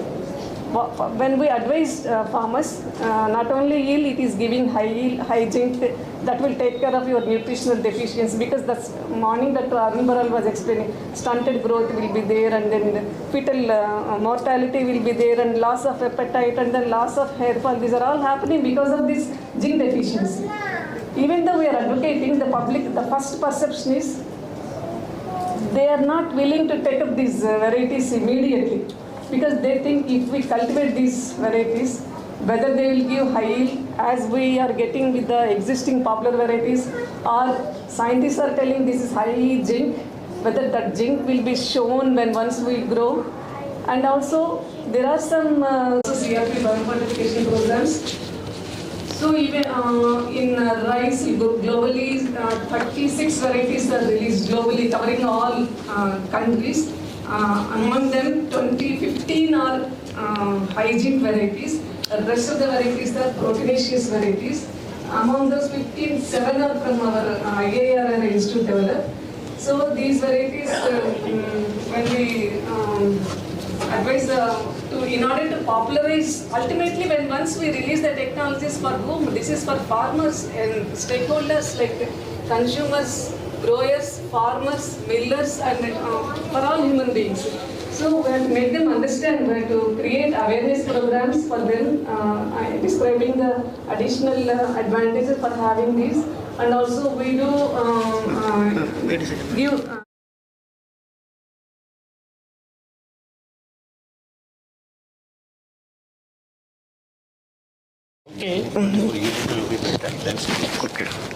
Hello. So we prepare or we will print all the information of all these biofortified rice varieties in the form of leaflets, pamphlets and newsletters and distribute the farmers. In our own institute, we conduct Kisan Mela or Farmers Day or Seed Day or Germplasm Day, wherein when we invite all the farmers from different states, mostly they come from Telangana because our Hyderabad is inside, it's the capital city of Telangana, but we do invite Tamil Nadu, Kerala and other southern countries also. So they will be, we will be taking them to the fields where this biofortified rice crop is being grown, so that they can believe, they can see, and we will show them how the paddy looks like and how the grain looks like, and cooked sample, everything. Even we will take them to laboratories, and sometimes every year we are conducting industry meet, wherein this private organization personnel we have been inviting, and then even we have entered into MOUs, Memorandum of Understanding, with private organizations for licensing this commercialization of these biofortified rice varieties. At ICR level, AgriInnovate is one of the company where we have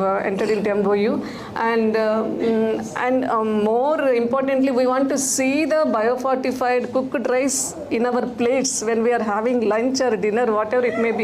For that, we wanted to, what we are doing is in midday meal programs, we go to schools. There is extension wing is there, very strong in our institute. They go to schools and Anganwadi centers, and then they will supply all these rice, so that they will cook and then they will feed the children.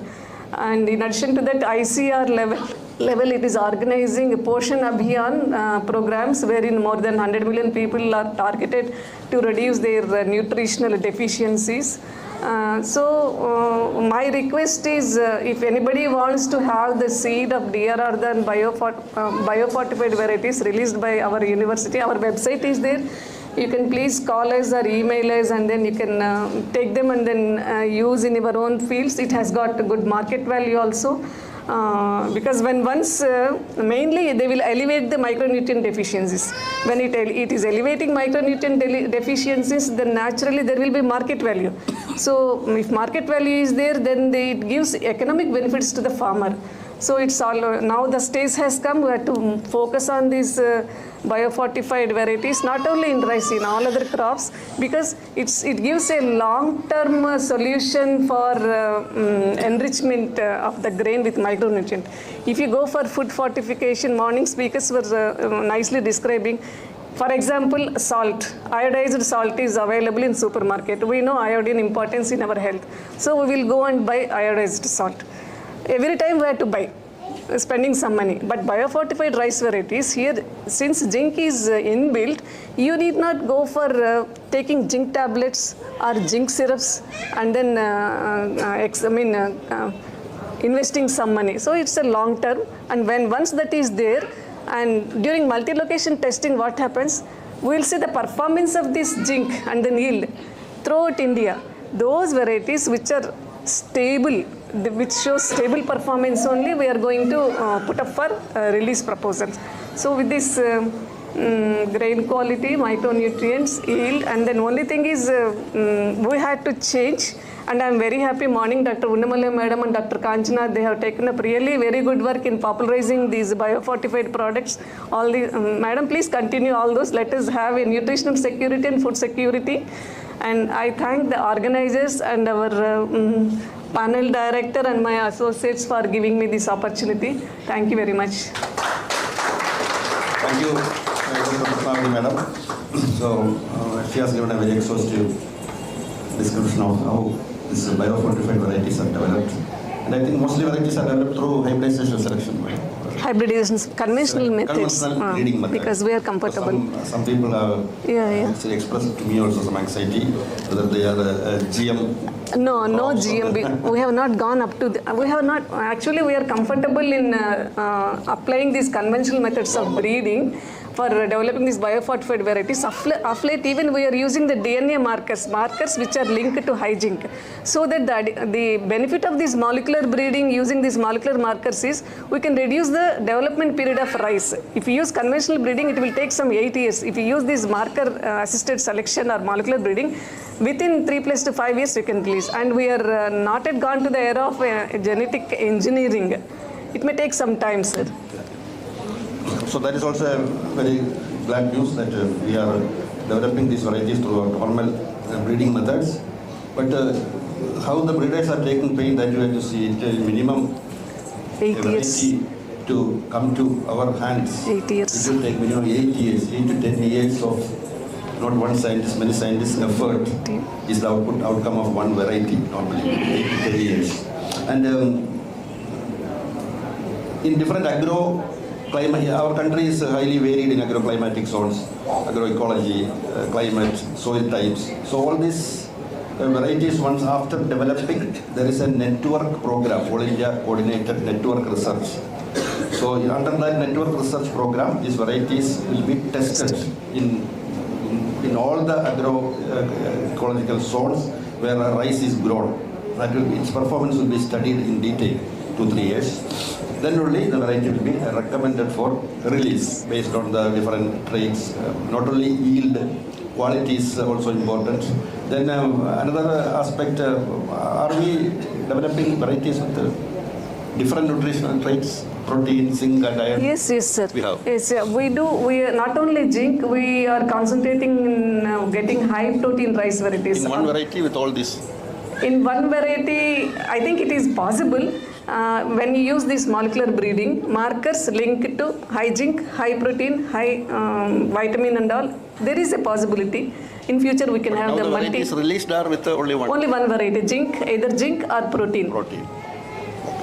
Okay, thank you, madam. Thank you, sir. Any questions, any clarifications from audience? You said like there's biofortified varieties. Can you use the mic? With that portion of the Or you repeat. For my question. Yeah.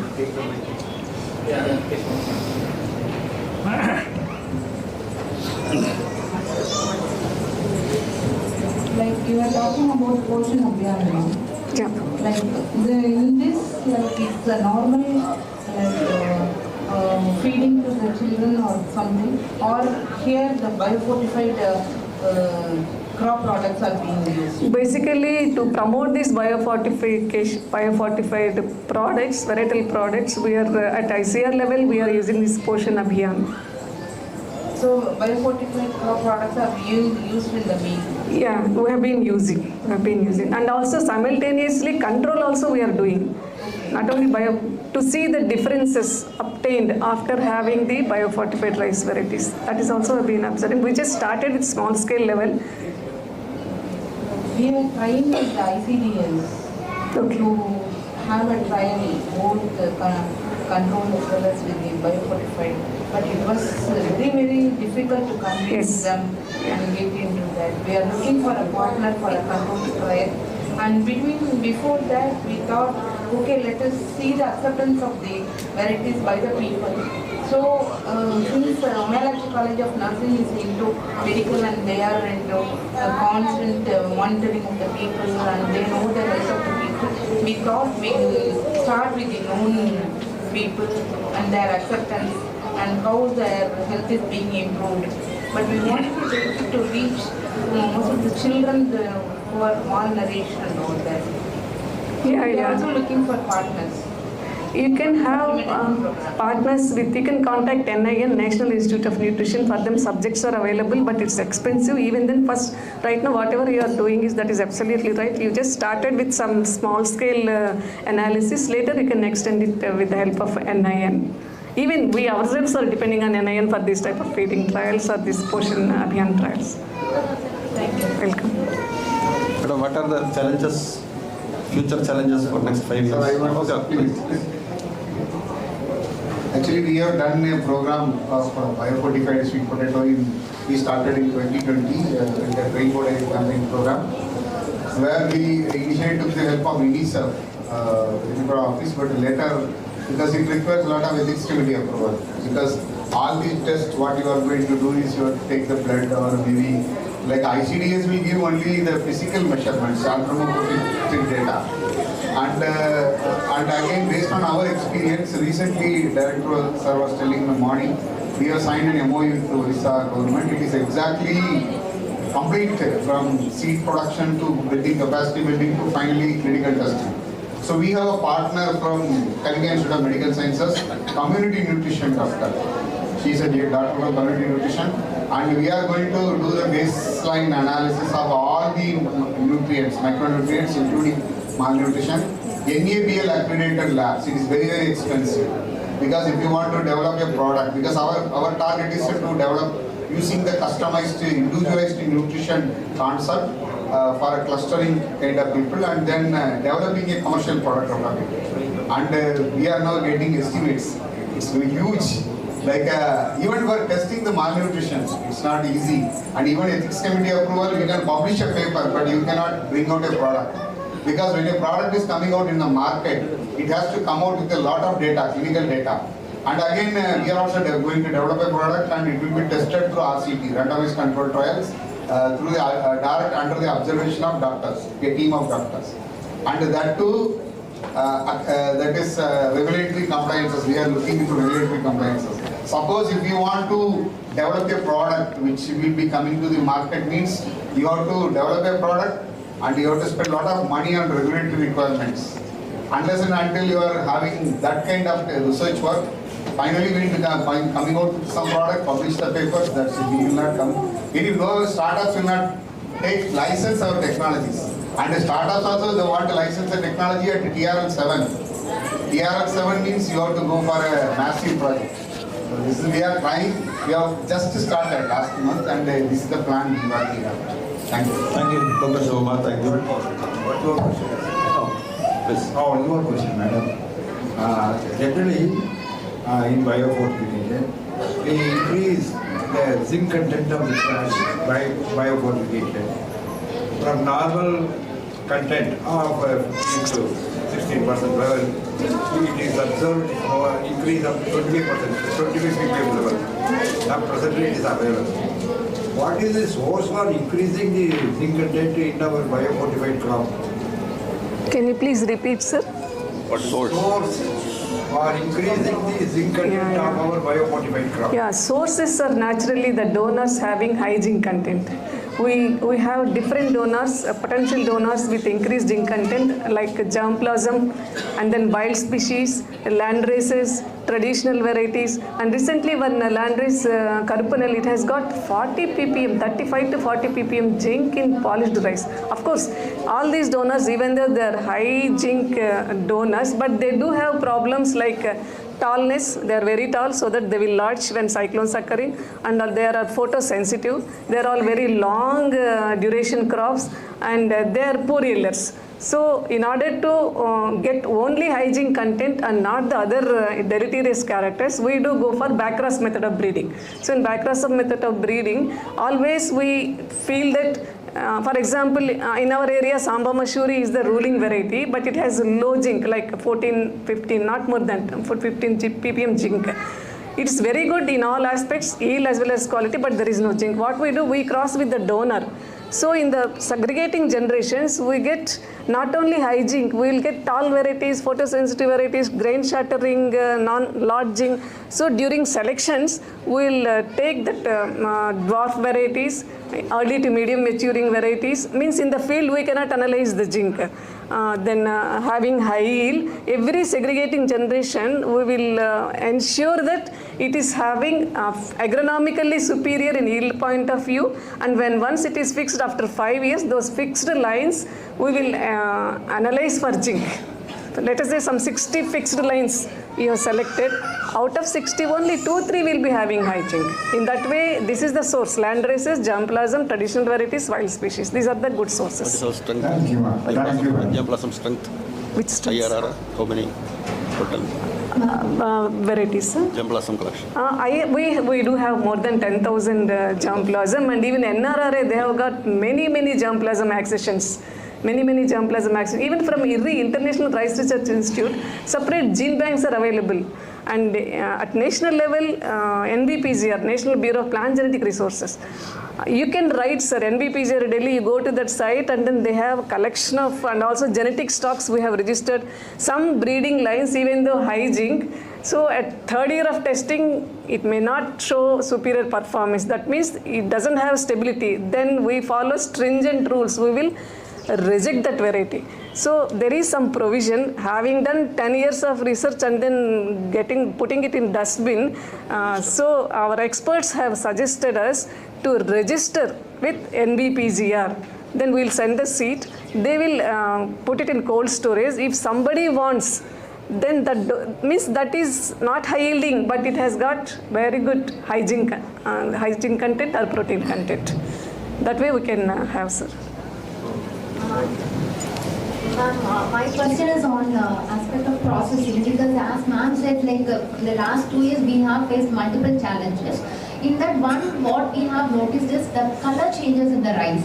Actually, we have grown DRR 49 in a multiple sector. Among the in Thirumala cluster, we found that rice have become brown in colors. And we thought like when we rice beans after polishing or after polishing or after milling? Yes. After milling, we didn't do the milling. Okay. Polishing. Just milling, the removal of that lemon pelia husk. But the rice was too brown in color. When we tracked on this, we come to know that there is some problem in soaking. They have soaked in the earlier water. That means you observed this when that was cultivated in a location-specific area or all locations? Yes, in one particular location, we found that. Then we thought like because the mistake is due to the processor. Then the same thing was observed in another cluster also. There the rice was slightly brown in color. Is there any issue that you have faced during this zinc fortified rice? This DRR 49, it doesn't have any colored rice. That is normal white only. First time I am hearing. I do not know what exactly happened. No, we have samples, like I can also share it to you later. Okay. We want to know, because this should not be continue in future also, because around more than like... Yeah, I understand. When once you harvest the product, then you are having, just after milling, you are having that brown colored. Entire endosperm is brown or seed coat is brown? Entire seed is brown in color. Around 600. Yes. Inside also. Okay. We have around 300 kgs of rice in our hand. We don't know what to do, like because this cannot be feed. So that is the issue for us. You can send the sample. We will see the chemical analysis and all. But we never faced this. But it's quite interesting also. What may be the reason, we can find out. Yeah, sure. One more thing I would like to know about the glycemic index of these varieties. Like, if there is any specific clinical studies, data available on that? Glycemic index, you mean to say if it is... it controls low glycemic index varieties are required for diabetic patients. Now actually all these biofortified varieties we have given for NIN for analyzing their glycemic index. So we are just waiting whether, if it is glycemic index, if it is a dual variety, dual purpose variety like high zinc and low glycemic index, it's very good. Yes, because during our supplementation program, while we collecting the feedback, we found that people were telling that our diabetic level have changed now. Change means increased or decreased? Okay, 49. This cannot be proven based upon, can be proven based only on the glycemic index. That's why, because they have an idea of like, we are providing a rice because so far they have got rice from the ration, which is better from that. So they have mentally they have an idea that we are consuming a very good rice. Because of that also they can say that our diabetic level have changes. But we have to prove it. Clinical trials are required and particular trials have to be done by NITS. It is having low glycemic index. Yes. I just wanted to thank you for inviting me, and also this as far as my research on biofortified thing is we are in collaboration with CTCRI, we are having the sweet potato promotion, that is orange fleshed and thing that is started very recently. Last year only we started the trials, and somehow we are in the upscaling the project, and also under the dynamic leadership of director CTCRI, we have got on we are going to be start one satellite incubation center, so that more of entrepreneurship can be brought into this sweet potato.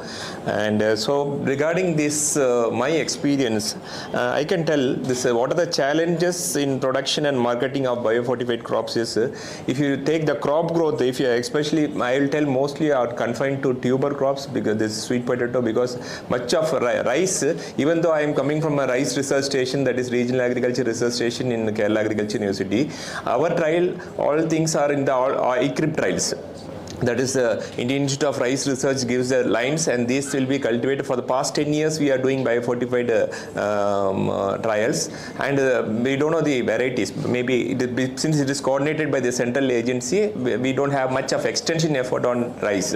But of course, with the sweet potato, we are what we are doing. What observations? What are the challenges in production? What I have seen is the crop growth in certain areas. We have tried in Attabadi, that is hilly areas, and also in the plains. In Attabadi, that hill areas, it takes the crop duration is less, maybe 3.5 to 4 months. Whereas in the plains, it takes 4 to 4.5 years also. So 4.5 months, sorry.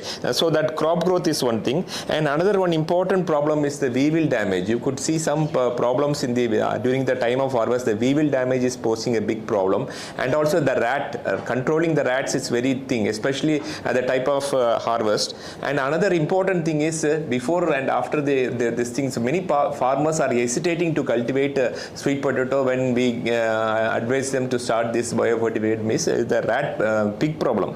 The pig, it is not only in sweet potato, and more it is very intensively affecting this sweet potato crops.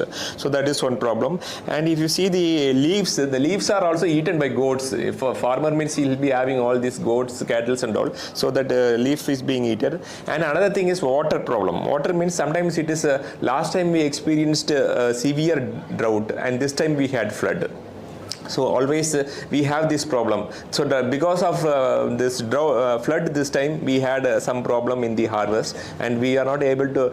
One farmer last time he cultivated in 4 cents. Now he increased to 40 cents, but the yield is same almost what he did in the last year because of this problem.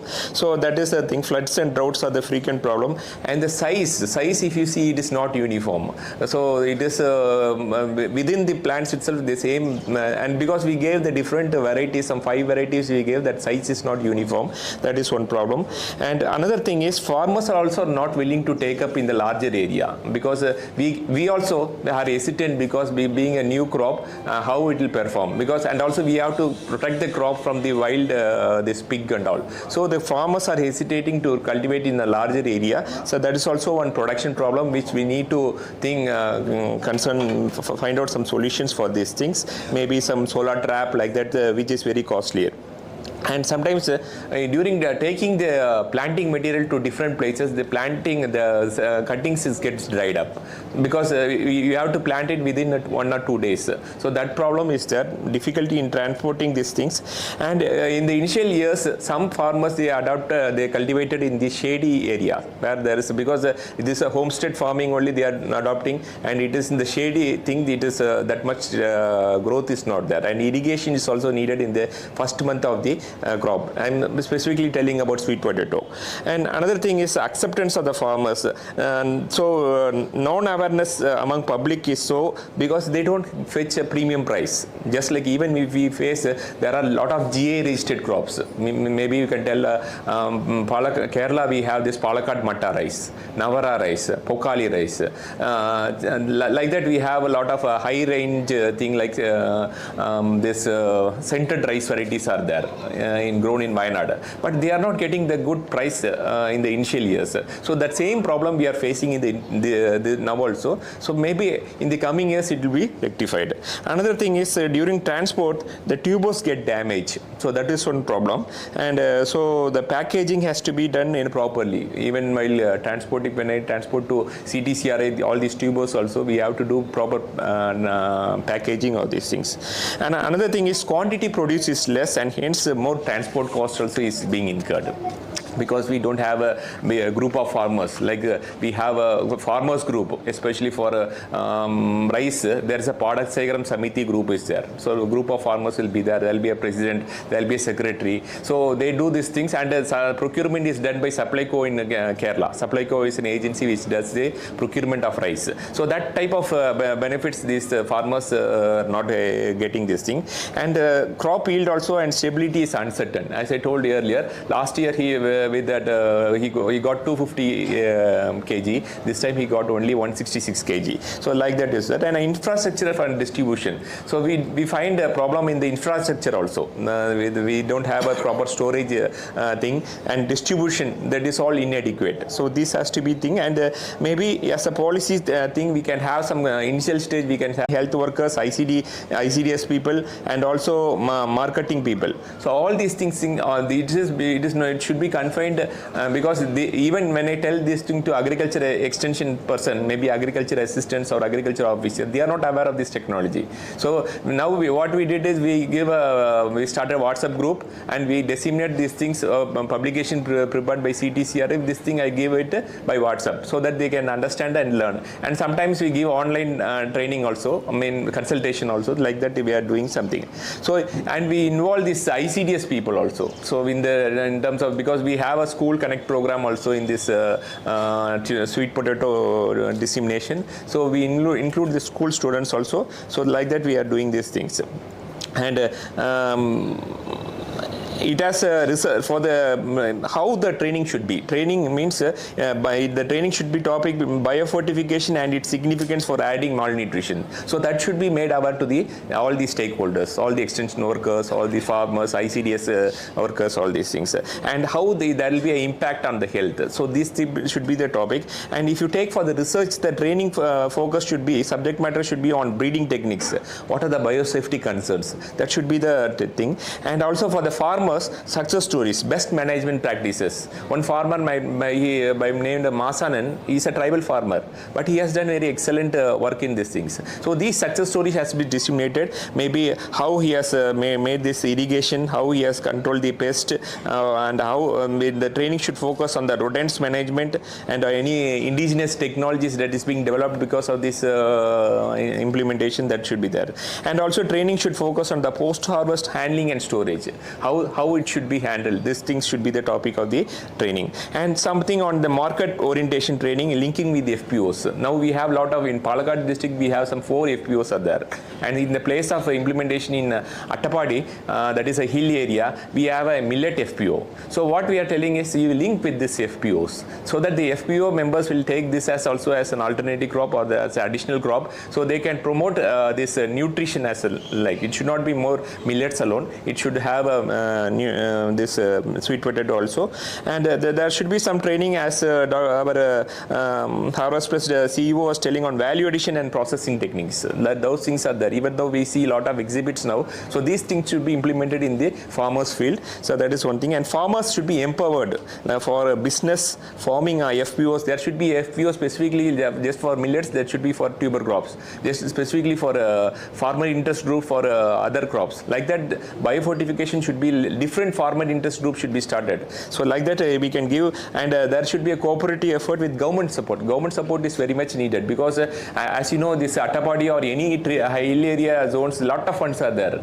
but to tap the funds effectively, just like that in Orissa they are doing that 6.8 crores project is being implemented. So like that we need to have very mega funding and with the government support, that is needed. Then extension outreach should be for extension workers and the farmers farmers, and the policies should be specifically for the local level. There should be something regional level and national level. Like that, we should formulate the policies. Who has to do what work? Like that, we have to think. And the collaboration with health workers and other media agencies and public awareness. Just as we have seen this time when media from Pasumai Vigadan he has come. So these people should be involved in these things. And even in our station also, last month we had this Manorama on magazine, my newspaper. He came and I told all these things they published in the thing. So what is the last year's yield and this time we are going to harvest, like that we told these things. So this type of information or public awareness should be given to the public. So then only they can think. And there should be gender inclusivity. That is women included in production and marketing. Because what we have seen is the women are a main focus in this nutrition aspect in the family. So they should be, there should be gender inclusiveness in this program and approach. And this is what I want to tell about the training and capacity building. And regarding the support system network, we have already the... Due to lack of time, I request...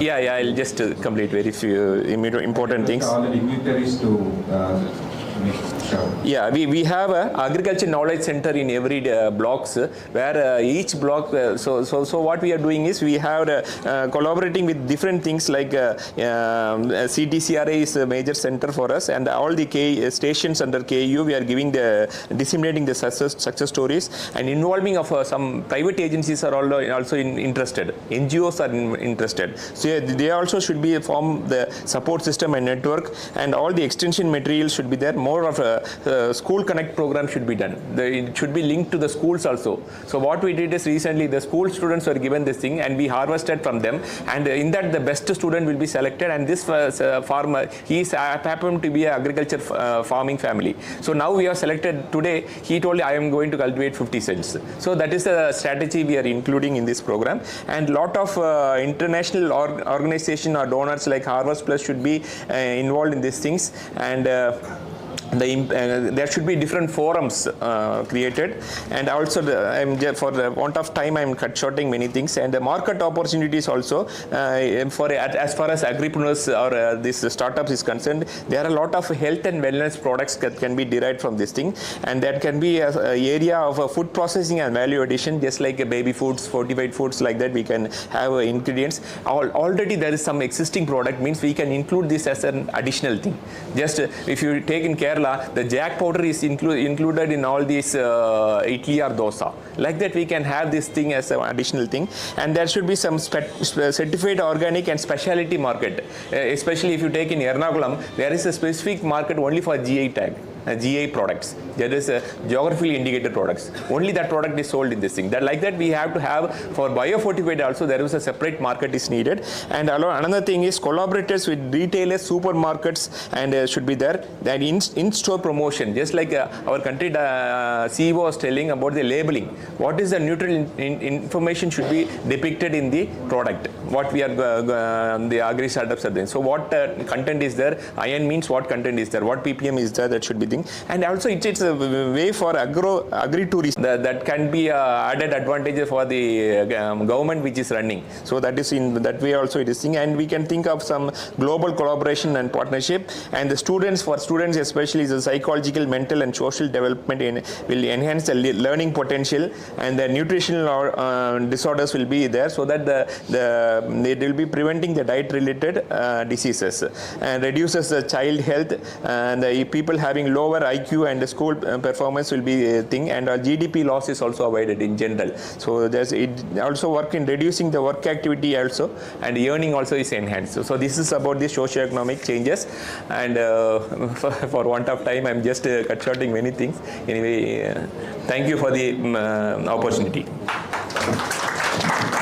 Thank you, Dr. Ramachandra. Very exhaustively he has covered all the areas where we can think of, even though it is based on sweet potato experience, that is actually applicable to all other biofortified varieties.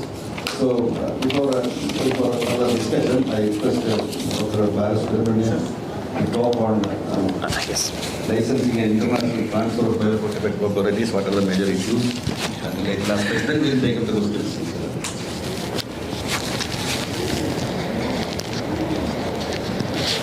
Thank you, Mr. Chairman. my colleague, good afternoon.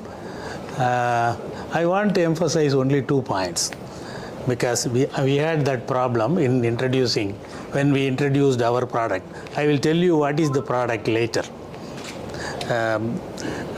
We introduced a product. It has to go to the farmers, but when we were about to release, and we came to know that we had to submit this is more for the scientists rather than for the audience. We had to submit a particular detail about the particular variety that we have already used in our product. Okay, it is already a variety, right? It is already recognized by the farmers. It is released by the university. The question will come whether it was notified by the Gazette of India. That is the question. You see this. Your variety should have been published by the Gazette of India.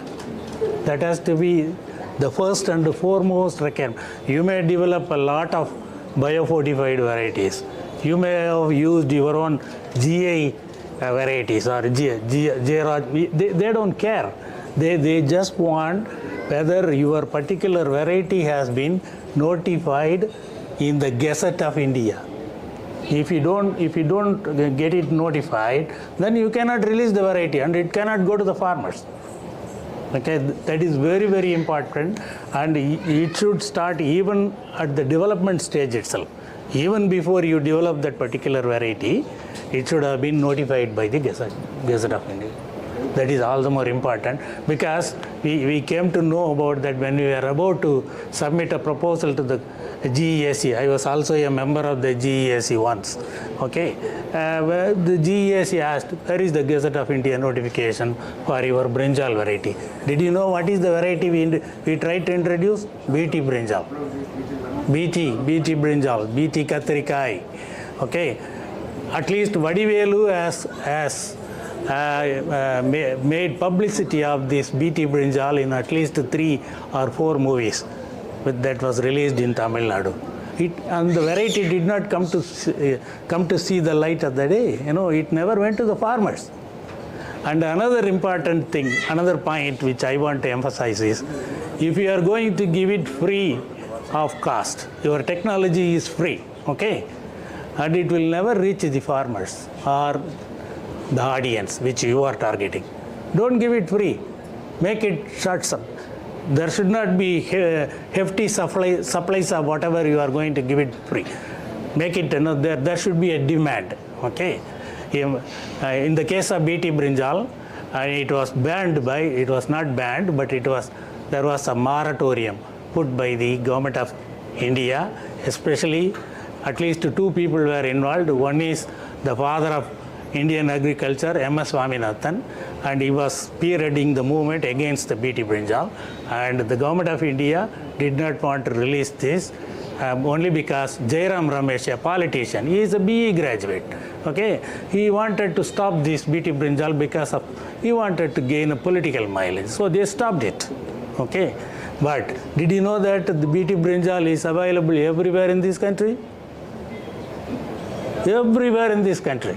The government of India is not ready to take up a survey whether each and every variety available in our market has got that BT gene or not. They are not ready to take up this. Okay, I am saying this as a member of GESE. Okay, I know because we know what is going on in this country. So if you say this product is free, and if this product is it is going to be beneficial, and nobody will ask you for a sample even. No, I saw at least 2 or 3 housewives here, and they were asking for that CTCRI's sample, that energy bar or something like that. Nutri bar. They wanted to check. But if there is going to be some kind of, that is more in Kerala. BT brinjal, that is genetically modified, we won't touch it. They don't know anything about that. But Malayalam Manorama says, no, this is bad, and everybody says it is bad. And it is very, very difficult to deal with the people who do not want this product for any technology. in my experience, maybe 40 years of basically an agriculture graduate. In my 40 years, any technology, first that will be misused. Like Facebook, Facebook, they will use everyone to abuse other people. It will be misused first. Then the technology will be really used by the people. Then it will go into another phase also. That is disuse. Nobody cares what is what. So any technology will undergo this cycle. First misuse, then use, then disuse. So your technology is no exception.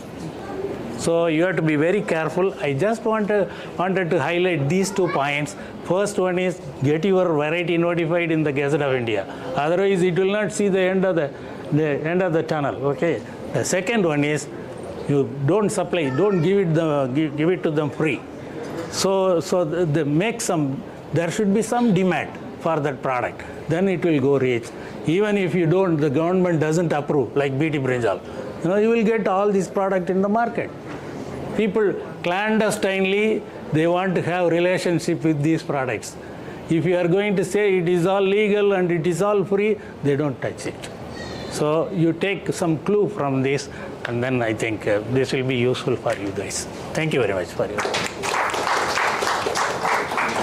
Thank you, sir, for the words of wisdom, 40 years of experience. And you have mentioned 2 very important things, points, mostly concerned by the scientists, so it will be notified the rest of India. And the technology should be licensed.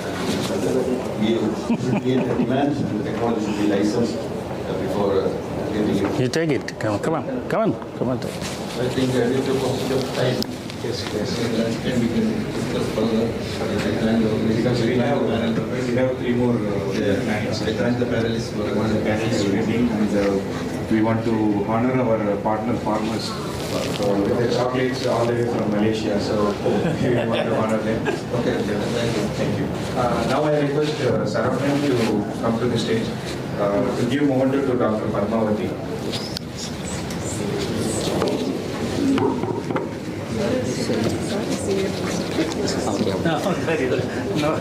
Now I request Dr. Bala Subramaniam to receive a small memento from MicroNutrich Private Limited.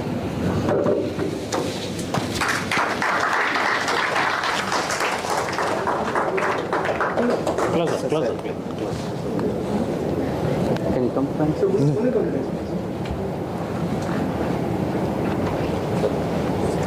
Here, banner.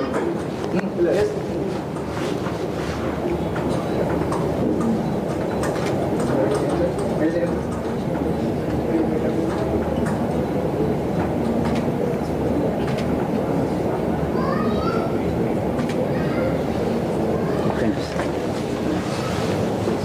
Thank you, sir. Now I request Saranan to issue memento to Dr. Padmavati.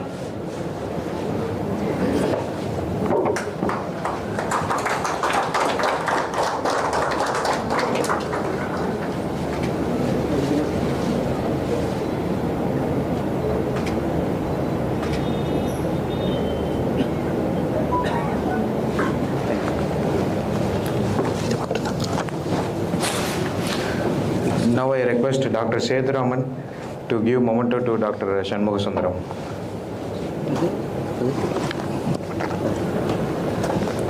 Thirumala, sit.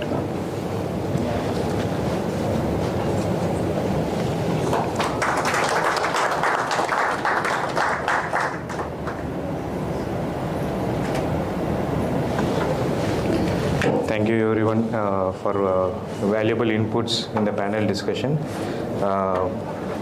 இப்போ farmers எங்களுடைய farmer partners நீங்கள் எல்லாம் கொஞ்சம் stage முன்னாடி வரீங்களா கொஞ்சம் சொல்லிடுறாங்க welcome பண்ணுறேன் நீங்கள் தான் தமிழில் சொல்லு எத்தனை சொல்லு ஃபார்மர் பார்ட்னர்ஸ் நீங்கள் கொஞ்சம் ஸ்டேஜுக்கு வரீங்களா நீங்கள் எங்களுடைய சுத்த தமிழ் வராது நீங்கள் எங்களுடைய விவசாயிகள். I request Dr. Unnamalai and Dr. Kanchana, Dr. Natarajan, Dr. Preeti, please come on the stage.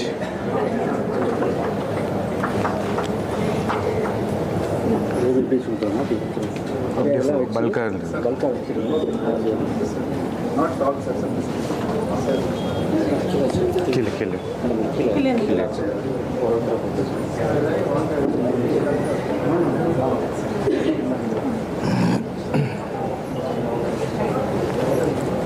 ஐயா வாங்க வாங்க ஒருத்தரை வாங்க.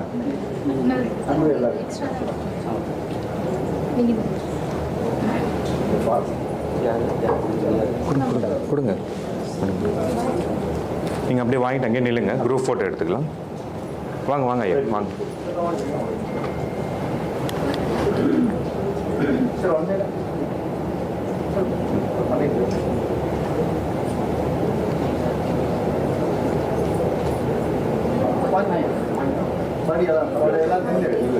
உங்களுடைய வருகைக்கு ரொம்ப நன்றி. உங்களுடைய சப்போர்ட்டு எங்களுக்கு எப்பவுமே தேவை.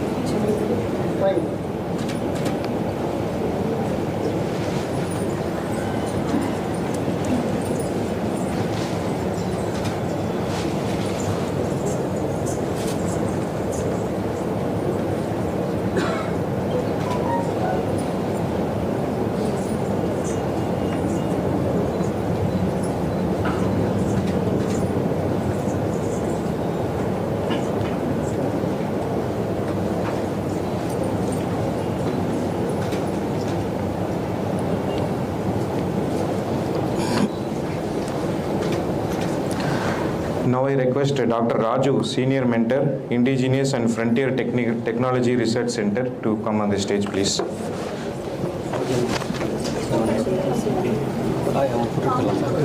ஒரு நிமிஷம் இவங்களும் I request Dr. Unnamalai to give the memento.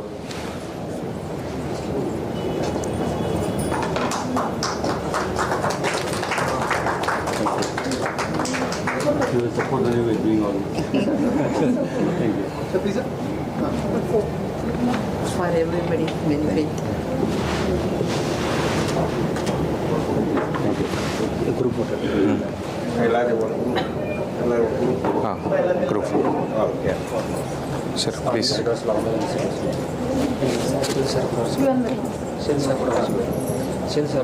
எங்க Sethuraman sir, Sethuraman sir.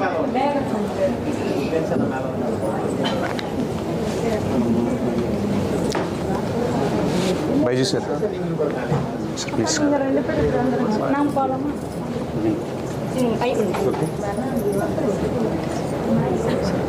Please sir வாங்க.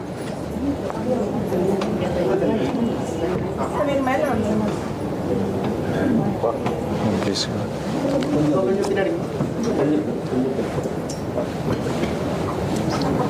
Sukumar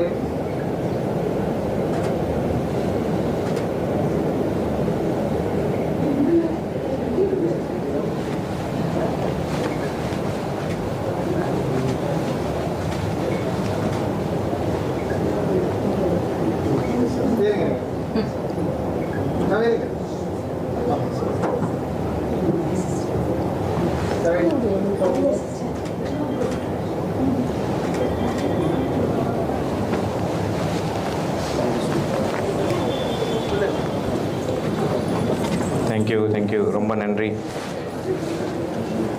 Now I request Sendil Kumar, Joint Editor, Ananda Vigadan to come on the stage. I request Dr. Sethuraman to give a memento to P. Sindil Kumar, who is a joint editor from Ananda Vigadan Publishing.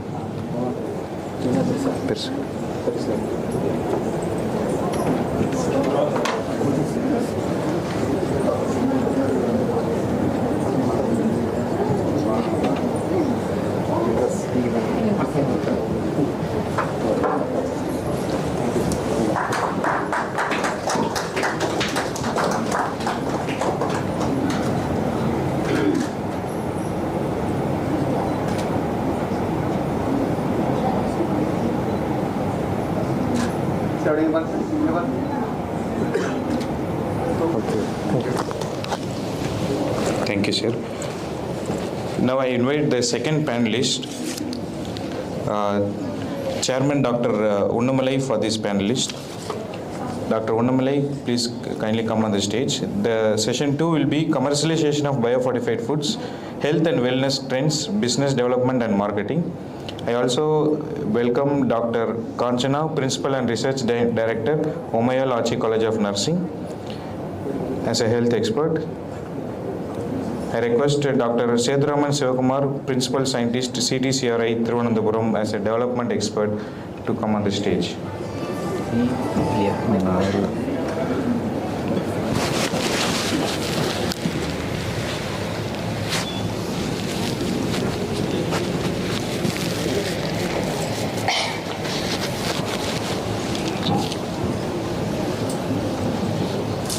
I request the dignitaries to have a brief discussion due to time constraint.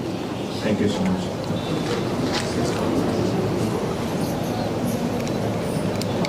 So good morning for everyone.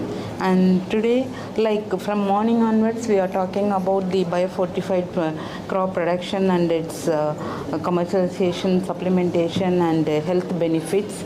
So it's a long journey, like we have started right now, and there has been it is associated with the some problems and some issues that we have to tackle it to take it further. In each, it involves several stakeholders, from seed production to supplementation program reaches the beneficiaries, and also after that the monitoring the health benefits, etc. So there are several steps in between from seed procurement till the end.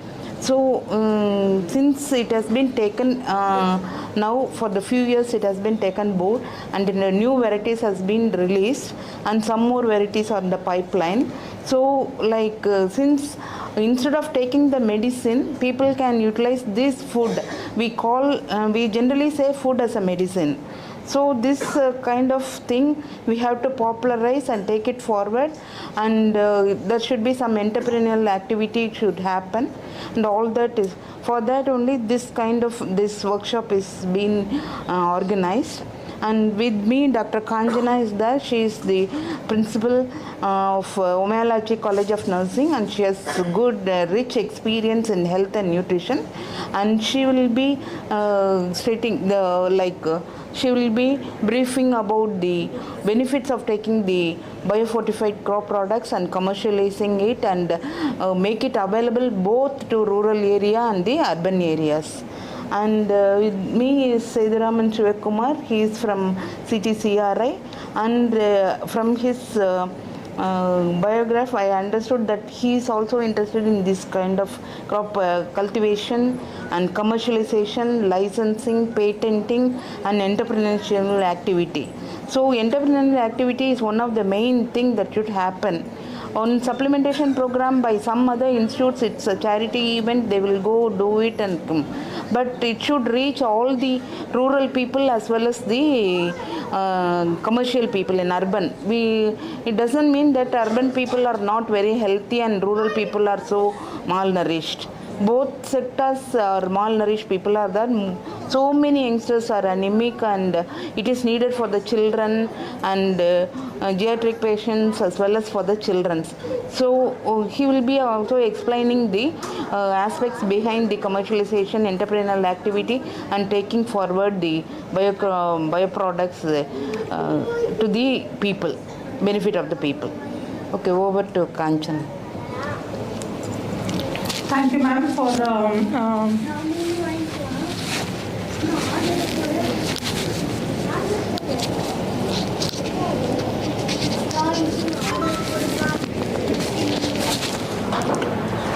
thank you, ma'am, for giving the opportunity to talk.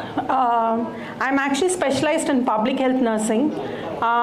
And we go door to door for our community health services. After my postgraduate in community health nursing, our experiences have been in the village. So நாங்கள் கிராமத்துக்குள்ளே போகிறப்ப first கேட்குறதே மக்கள் எல்லாம் நாங்கள் போய் எல்லாம் அவங்களுக்கு awareness health எஜுகேஷன்லாம் கொடுத்ததுக்கப்புறம் இந்த சிகப்பு கலர் மாத்திரை இருந்தால் கொடுங்க அப்படின்னு கேட்பாங்க. நம்ம சிகப்பு கலர் மாத்திரைன்றது ஒரு மல்டிவிட்டமின் டேப்லெட், அதே மாதிரி ஒரு கருப்பு கலர் மாத்திரைன்றது ஒரு ஃபெரஸ் சல்ஃபேட் டேப்லெட், மஞ்சள் கலர் மாத்திரைன்றது ஃபோலிக் ஆசிட் டேப்லெட். அவங்களுக்கு எதுக்குன்றது இல்லாமல் இந்த கலர் மாத்திரை எங்களுக்கு கொடுக்கணும் அப்படின்ற அந்த பிரேக் பண்ணி பயோஃபோர்டிஃபைடு ஃபுட்டை சாப்பிடணும்னு சொல்கிறது இஸ் அ கிரேட் சேலஞ்ச். ஏன்னா மக்கள் நினைக்கிறாங்க மாத்திரை சாப்பிட்டா தான் நம்மளுக்கு இந்த சக்தி வரும்ன்றது தான் அவங்களுடைய பிலீஃப். ஸோ அந்த பிலீஃபை உடைக்கணும்னா it's a very very difficult task. But as a public health expert and being with the village, working with the village for nearly 25 years, இப்போ மேம் சொன்ன இந்த villages எல்லாமே farmers எல்லாமே நாங்கள் இருக்கிற டிஸ்ட்ரிக்டில் இருக்கிறப்ப ஒரு 25 இயர்ஸாக எங்களுக்கு அவங்களுக்கு ஒரு பாண்டிங், ஒரு ட்ரஸ்ட் இருக்குது. ஸோ இந்த நியூட்ரிஷனல் ஹெல்த் ப்ராப்ளம்ஸ் அப்படின்றது is a very very very important public health challenge which India is facing. And earlier they all targeted telling nutritional problemனாவே ரூரலில் தான் நிறைய இருக்கும், urbanல கிடையாதுன்ற மாதிரி ஒரு thought process இருந்தது. But actually if you see across everywhere, even in the urban or rural, anemia is very very prominent in both sectors. So malnutritionன்றது வந்து over நியூட்ரிஷனாகவும் இருக்கலாம், under நியூட்ரிஷனாகவும் இருக்கலாம். இந்த அண்டர் நியூட்ரிஷன் வந்து only in the rural ஏரியான்றது வந்து it's just a myth, because micronutrient deficiencies are very very common in the urban sectors also. So இந்த மாதிரி இருக்கிறப்போ what can help அப்படின்னு பார்க்குறப்ப நேச்சுரல் ப்ராடக்ட்ஸ் ஒரு நேச்சுரல் ஃபோர்ட்டிஃபிகேஷன் ஒன்லி கேன் ஹெல்ப்ன்றது தான் is our understanding by working with MCRC for the last 5 years. So what we are trying to propagate is there are two important things which we are focusing on is this zinc fortified rice as well as this iron fortified pearl millet, and also the moringa powder which we are focusing more. So idu vandu break pannalana definitely yes, but we need to create a lot of awareness. In the awareness kudukrappa அவங்களுக்கு இதோட முக்கியத்துவம் எடுத்து சொல்கிறது ரொம்ப ரொம்ப கஷ்டம். ஆனால் சும்மா ஒரு ஃப்ளாஷ் கார்டை வச்சு சொல்லி கொடுத்தா அவங்களுக்கு பத்தாது. நம்மளுடைய ட்ரெடிஷ்னல் வேஸ் ஆஃப் பப்பட் ஷோஸோ இல்லை வில்லுப்பாட்டோ இதை வந்து அவங்க கையில் போய் சேர்க்கறதுக்கு வந்து we are doing a lot of work on it, and Ambika being the in charge of community health center is now taken from my end, she is taken the responsibility to bring that health and awareness component. அதே மாதிரி another thing which they wanted is supplements better or biofortified crops better and pata. Definitely biofortified crops, because the nutrition, the quality of the nutrient is retained in the biofortified crops when compared to artificial conditioning with related to supplements. So that way we strongly feel that biofortified crops are very important. And இதை daily எடுக்கலாமா கேள்வி வந்து daily எடுக்கலாமா biofortified crops ன்னு சொல்கிறப்ப நம்மளுடைய staple ஃபுட்ஸை தான் பயோஃபோர்ட்டிஃபை பண்ணுறோம். ஸோ ஸ்டேப்பிள் ஃபுட்ஸ்னால் நம்ம டெய்லி கன்சியூம் பண்ணுற ஃபுட்ஸ். ஸோ டெஃபினட்டாக இதை டெய்லி சாப்பிட்லான்றதுல வந்து எந்த ஒரு there is no myth about it. You can definitely consume, and that's what we are telling our people. And our students, they take this iron fortified pearl millet kanji every day. 180 ml of that is given every day mixed with jaggery, and it's definitely working. It's a very very good product which we are feeling, because because anemia among the adolescents, if we don't handle them now, and other end of this challenge now, see, going to, we had a lot of challenge in taking moringa powder to a government school. Permissions were not given to us. So what we did is we had to go to the CEO, DEO to get a permission. But more than us who independently want to do it, they think we are marketing something. But that is not our idea. Our idea is school le or chinna or farm, moringa farm set panano. Angarinde and the product eduthu, they should be self-sufficient to give it to their children who have anemia. We are ready to support them in the government schools. But the problem is they feel it has been marketing from our end. We are trying to improve the health of our students.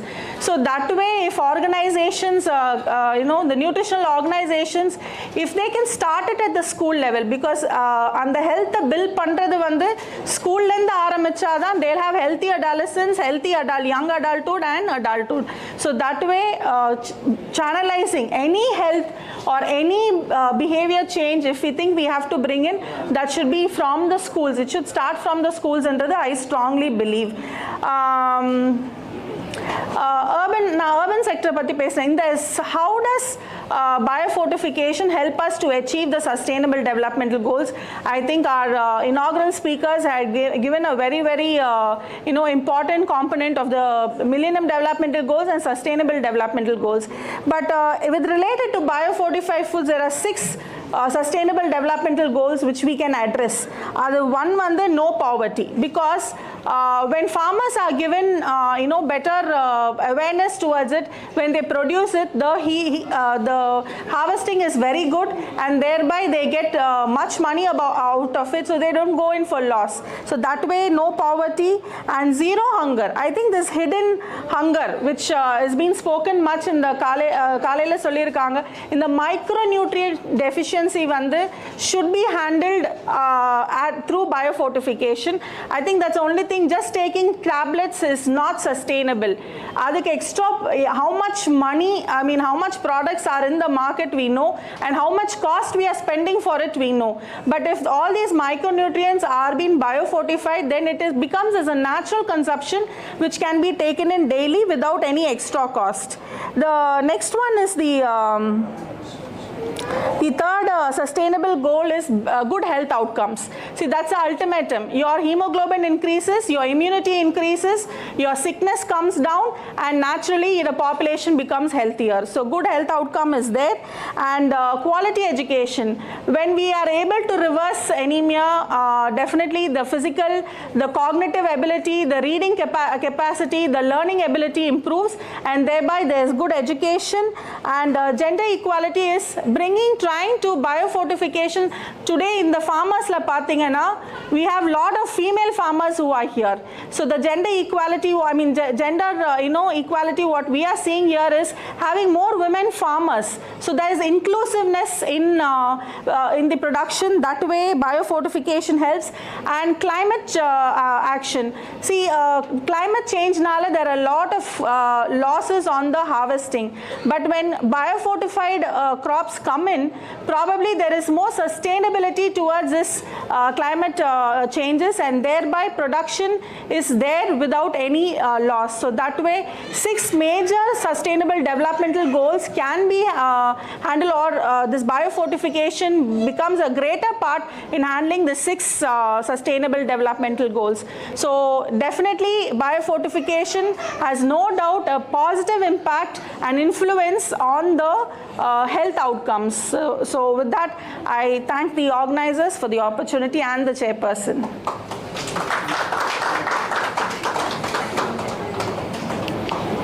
Okay, Dr. Kanjana has shared it in a very crisp, in a nutshell, what are the problems and how to tackle it. The one thing what she said is that children should be like, from the school they should start it for the health education and the health for them to give a good nutritious food. Just giving rice and all doesn't mean that they healthy food. Nowadays people are talking about more about the malnourishment and the hidden hunger. Hidden hunger is because of the micronutrients. So our food, our soil is losing the micronutrient content, and thus the products are also losing the micronutrient content. Now the varieties which have been come with loads of micronutrients, if we try to develop it and give it to the children will be, future children will be healthy. Like that one of the initiatives of MS Swaminathan Foundation is the creation of nutrition garden in the schools. I think that will help them for cultivating some smaller nutrient-rich crops. But again, the organization like government should take initiative to promote this bio-fortified crops, and then willing to take it to the schools and other things.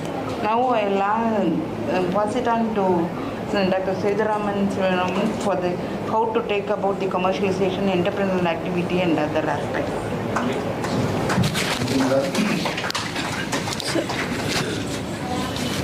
This is very much.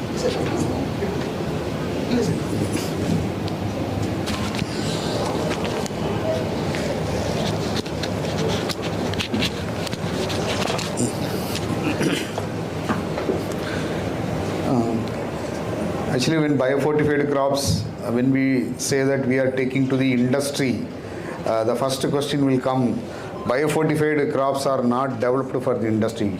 Because biofortified, like we know that whatever we are eating, we don't want to change the food habit. The same food with additional nutrients. That is a concept of the biofortified crops. And staple food, it is an enrichment of the staple food, which is covering about 60 to 70% of the total food consumed. And it gives about 40 to 50% of the energy and other nutritional requirement. It is supposed to give the 40 to 50% energy requirement. That is called as a staple food.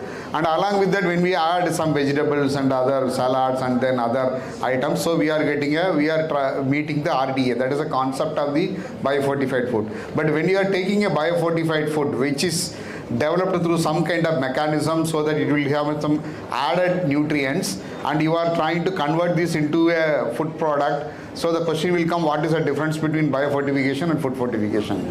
So are you trying to do food fortification? Are you trying to, why you are developing a biofortified variety and converting into a food? The question will come, because there are two different concepts. So now the point is, the idea of converting this biofortified variety into a food is children. Most of the malnutrition values which we are saying is children, like whether it is less than 9 years or 9 to 12 years or less than 5 years, all are about children. If you look into the food habits of the children in the current generation, they don't like staple foods. The consumption of, per capita consumption of rice has come down by 33% in the last 15 years. So children, they don't like rice. So the concept of biofortification is coming to a big question when somebody is not taking the sufficient quantities of rice or sufficient quantities of other idli and other chapati. So what is the relevance of biofortification? So the point of processing is coming up at this level. In the processing, when you talk about processing, the primary thing in this processing is extension of the product, either raw material in extended shelf life, and the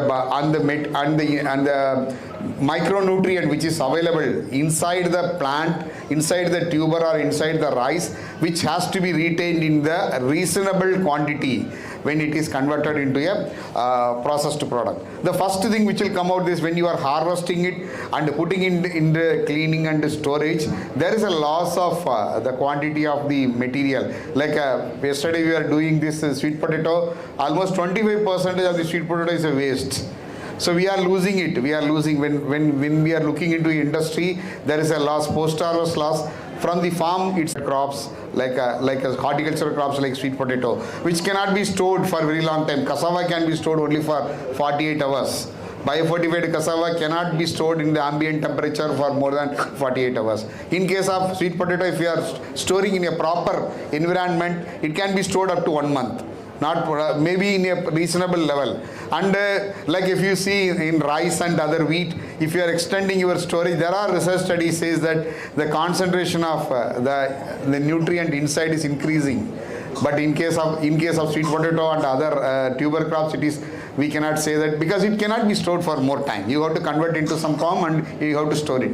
One form of converting it is a sweet potato puri, where they take an extract, it's a kind of mashed and boiled, and it is stored in the form of puri. And the puri, it can retain the nutrient level, whether it is a beta-carotene and anthocyanin, in a reasonable way.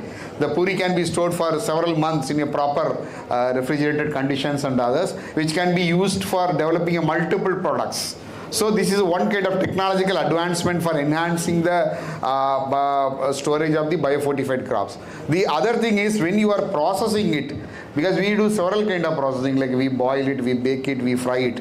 Boiling and steaming has a higher retention of the beta-carotene content in orange flesh sweet potato. It is up to 70 to 80% compared to frying. Frying is only 30 to 40%. So whenever you are, it is not about simply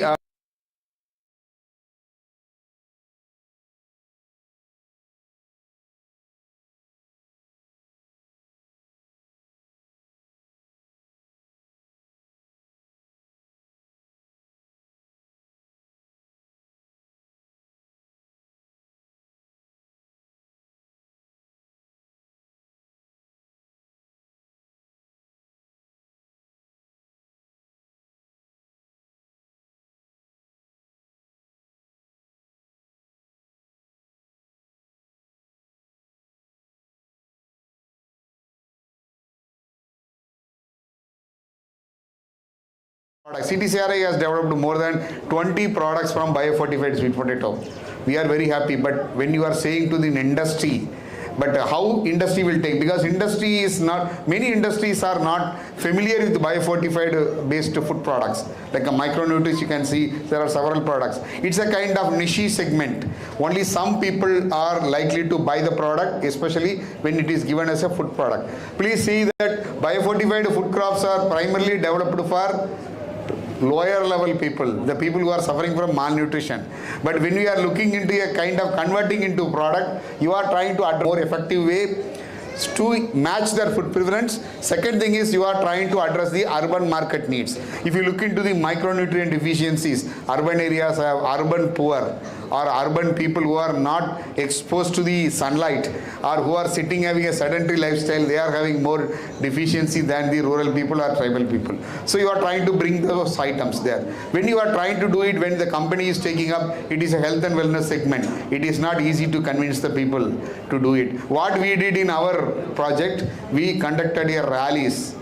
Like we took the students, we prepared very high quality posters in the northeastern states, and we distributed so many kind of leaflets to the people that this is the biofortified sweet potato variety.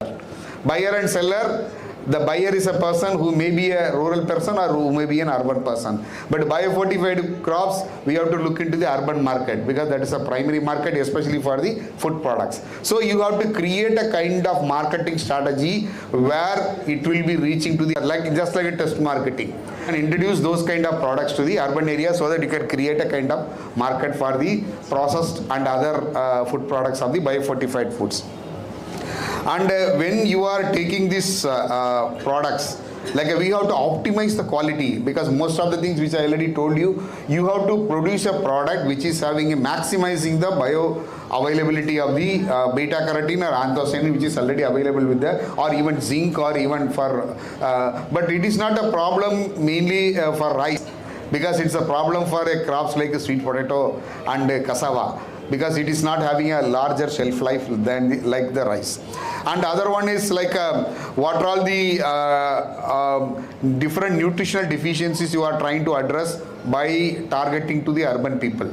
So targeting to the urban people, first thing is we have to do a proper market survey. We have done it, some market survey. We also have a lot of market survey reports, Euromonitor and Web of Science, several reports are with us. And we know that what is the size of the market, and you can do some kind of testing, pilot studies. One thing you can do it is, like you can introduce the product to the urban people, see that the quality of the acceptance, quality, how they, what kind of different products they are accepting it. Second thing is, you can go to the consumer surveys, you can go and then you can identify the market demand in your specific local areas.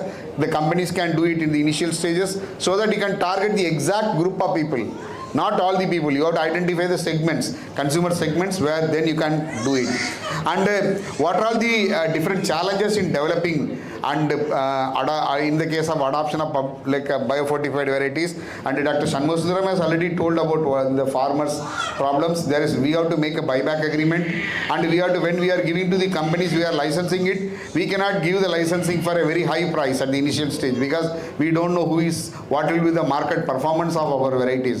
We can have a different kind of licensing fees. First year you give this much, when your marketing is increasing you give this much. Like that we have to make some kind of system so that startups will be more promoted. And what we do it in our institute is, we are promoting startup products in everywhere in our exhibitions, we are using it in our official publications. Even you will be surprised to know that I think you might have seen one sweet potato chips outside, no? Like a Matti Farms. That was displayed in the G20 exhibition. So we took the variety to a G20, because unless and until you are collaborating with us, you will not get the chance. Okay, so we took the product to the G20, it was displayed, and I think our director has sent some photographs where the spouse of UK Prime Minister and the spouse of the European Union President, they were looking at these varieties and discussing with, because we are not allowed inside. So we are only those people who are allowed inside. We saw some photographs. So we are, see, if you are influencing the spouse of a Prime Minister, then if it is done, so it is for a whole country, your product will be through. So like that we are doing a kind of promotion, we are promoting for the startups. And when we are looking at the biofortified crops, like a diverse food consumption, like in rural areas we have a different strategy, in urban areas we have a different strategy. In rural areas the biofortified crops are a part of the nutritional garden. We are having a nutritional garden linked to Anganwadi, and there is a program happening in Agartala that products are directly going to the people who are having a SAM, that's a nutritional deficiency. We are directly supplying to those people. But in urban areas we are promoting, and we are saying that it is a health and wellness food. It will make your life, extending your life. Because sweet potato as a crop, worldwide it is considered as one of the very healthy crop. Do you know Okinawa in Japan? So that kind of food, what they consume it, 60% of the diet is coming from orange and purple flushed sweet potato. Now we are promoting the case studies. Like in all slides we have included Okinawa. This is the people who live more than 100 years. The main reason is at least 60% probability that sweet potato has contributed to the extended life. One, that we are promoting, and several celebrities have told about sweet potato, and we are also using those slides. Tapsi Pannu has told, and even there was a Krishi Mela in Orissa where sweet potato was used as a muscat. It was introduced by Naveen Patnaik. We are using it. And Ruchida Duakar, she is a nutritionist for celebrities like Kareena Kapoor. Wherever she is posting in Instagram, we are capturing it and showing, especially those kind of free celebrity marketing. You are not calling the celebrities, we are using the words which are already published by the celebrities to influence urban people. One of the slides in most of our cases, we are using the celebrity marketing. This is one of the strategies which we are using it. And what our strategy is, like our director said, everybody who is producing the biofortified sweet potato or tuber crops should be our incubatee in India. We will go and put him as an incubatee so that we will help the farmers. We will be linking at all linkages, we will make it so that there will not be any problem in production. அந்த காலத்துல அந்த தக்காளிகளுக்கு சிப்ஸா cut பண்ணி வெயில காய வச்சு ரொம்ப நாளா use பண்ணோம். இப்போ இந்த பயோஃபர்டிஃபைடு அந்த ஸ்வீட் பொட்டேட்டோ அதே மாதிரி பண்ணும்போது யூஸ் பண்ண முடியும் இல்லையா? பண்ணலாம். ஆனால் என்ன ப்ராப்ளம்னா நம்ம ப்ராசஸிங் பண்ணும்போது வந்து there will be a loss. There will be a loss. அது எக்ஸாக்டாக வந்து சன் ட்ரை பண்ணும்போது எவ்வளோன்னு தெரியல எனக்கு வந்து. Maybe it will not be less than 30% beta carotene content. But now actually now the point, இப்போ நம்ம இந்த பீட்டா கரோட்டின் நம்ம இந்த ஆரஞ்சு பர்பிள் கலராக சொல்கிறோம் இல்லைங்களா, இதை வந்து எல்லோரும் இவர் என்ன கேட்டார்னா, இதை நம்ம போடும்போது ப்ராசஸிங் பண்ணும்போது என்ன ப்ராப்ளம் வரும்னு, சில வெரைட்டிஸில் வந்து நல்ல டார்க்காக இருக்கும். அந்த வெரைட்டிஸில் போனாலும் உங்களுக்கு வந்து 30% 40% லாஸ் ஆனாலும் உங்களுக்கு மினிமம் ரிக்குவயர்மெண்ட் கிடச்சிடும். high beta carotene varieties, when you are processing it, and if there is a loss, there is a likelihood that it will retain the amount of the beta carotene or anthocyanin retained is sufficient for marketing your product. Cold storage Yes, we can do. But the problem in sweet potato is when you are keeping in cold storage in the tuber form, there is a sugar content. It is starch is converted into sugar. So we need some kind of varieties which are resistant for that conversion. Whatever it is available, even though they need some special permission or special approval for this. Since this product was developed by the institutes of Government of India, then why Government of Indian Institute is not ready to accept it? That is my question. So first thing is, I will tell you, if you are trying to put up, integrate this biofortified in terms of regulatory system. So actually, you are targeting a wrong person. You have to come to ICR institutes. We are the authorities for recommending FSI standards. Like for rice, you have to go to National Rice Research Institute. For tuber crops, you have to come to, because we are getting a lot of relation as well as FSSI, and our scientists are the resource persons for developing the standards, the committees.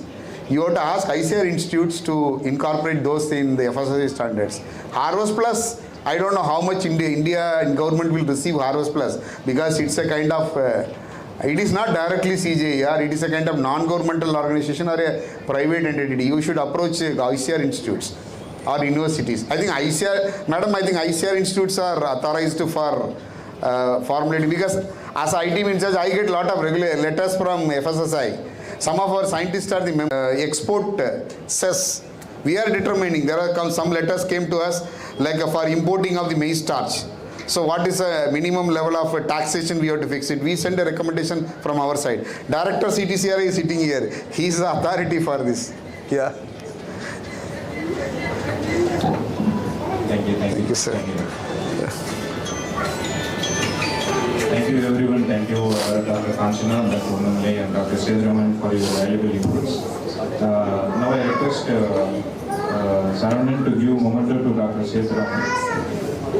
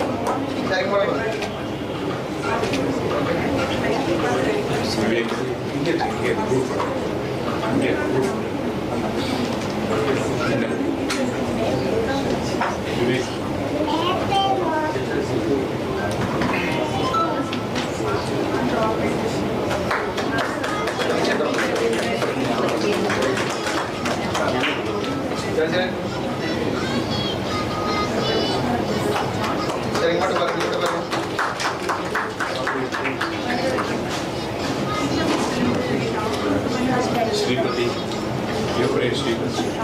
Yes.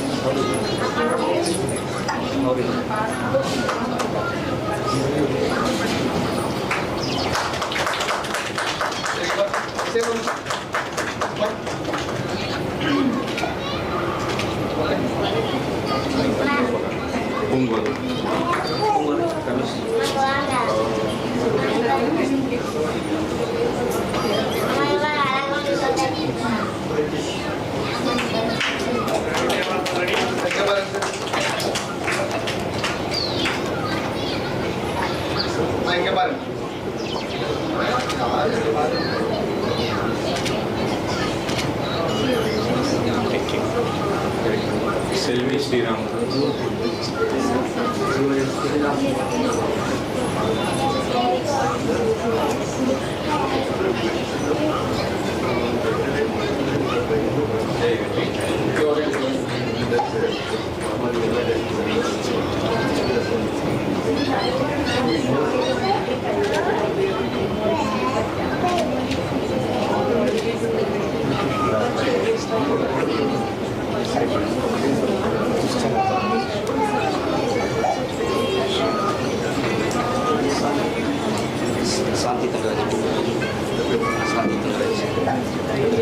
Shanti Nagaraj.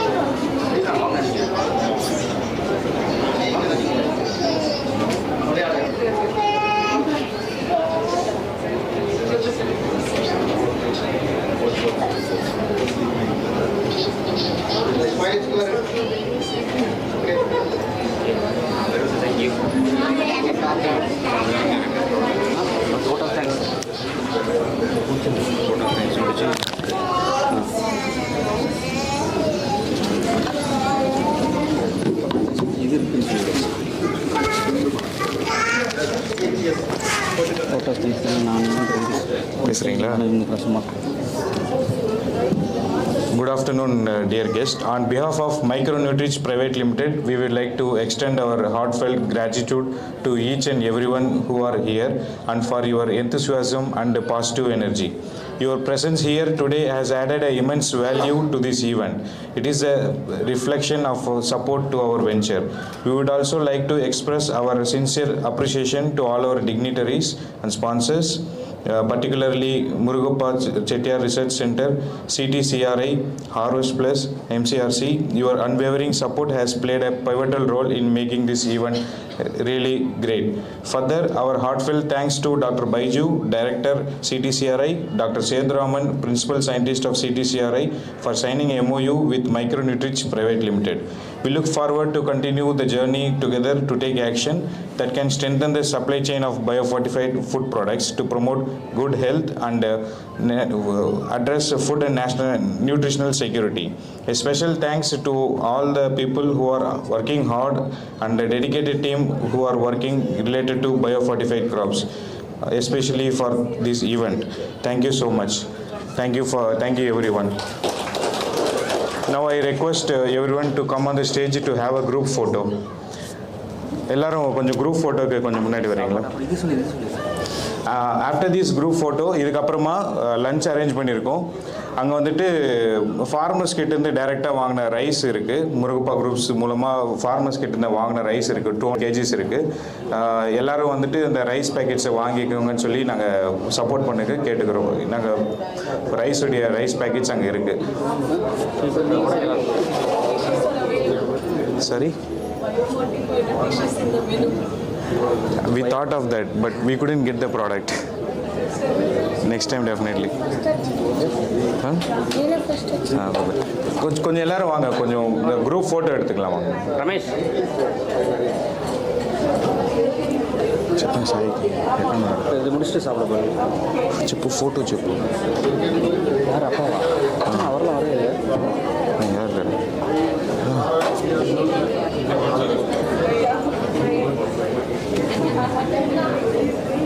Farmers விவசாயிகள் நீங்களாம் கூட வாங்க, எல்லாரும் வாங்க. Group photo எல்லாரும் வாங்க முன்னாடி.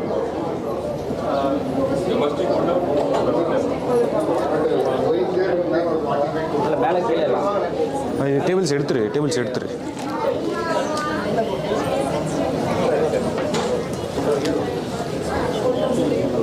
சரண நான் கொஞ்சம் பேசுகிறேன்.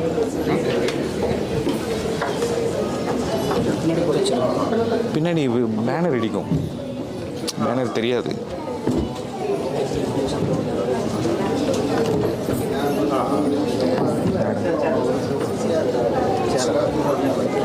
இம்பார்ட்டண்ட் ஆள் உட்காரு. இம்பார்ட்டண்ட் ஆள் உட்காருக்கு.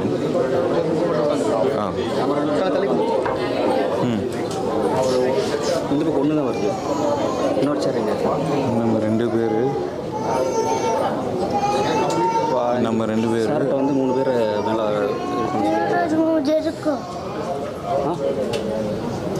நம்ம 2 பேர் நடுவில் சிடிசிஆரை, Sethuraman sir, Unnamalai madam, Kanchana madam, Padmavathi madam, எல்லாரும் பாலசுப்ரமணியம். வேணாம் உட்காரோம், நம்ம உட்காரோம். மைக் ஆஃப் பண்ணிடுவோம். சார் அது 5 பேர் அனௌன்ஸ் பண்ணிடுவோம்.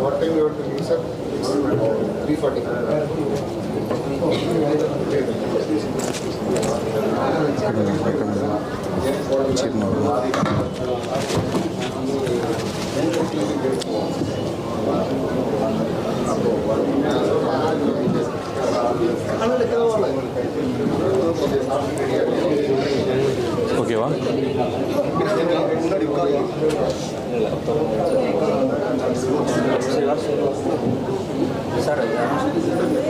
Sir doctor Baiju sir please. Doctor Sethuraman sir, Unnamalai madam, doctor Unnamalai, doctor Kanchana madam, professor Balasubramaniam sir please.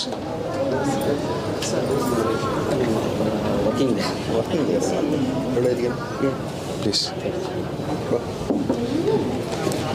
Sir.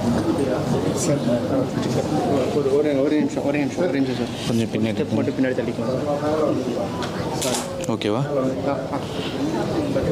Sir பின்னாடி பார்த்து வேறு யார் மேடம்? Padmavathi madam please.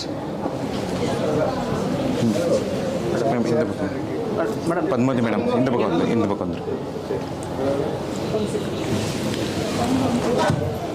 அவங்களாம் மற்றவங்களாம் ஃபார்மர்ஸ் ஸோ எல்லாம் ஃபஸ்ட்டு இது வெற்றி இது மட்டும் ஒன்று எடுத்துகிட்டு அதுக்கப்புறமா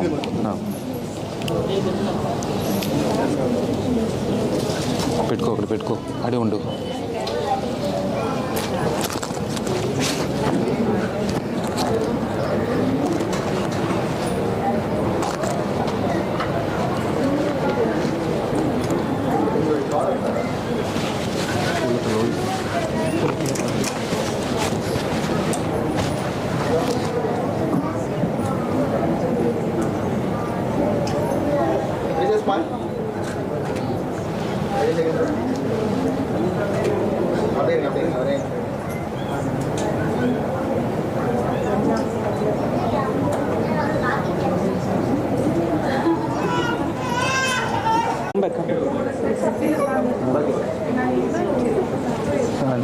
லேடிஸ் முன்னாடி இருக்கட்டும். லேடிஸ் பின்னாடி, லேடிஸ் முன்னாடி, வெற்றி லேடிஸ் முன்னாடி.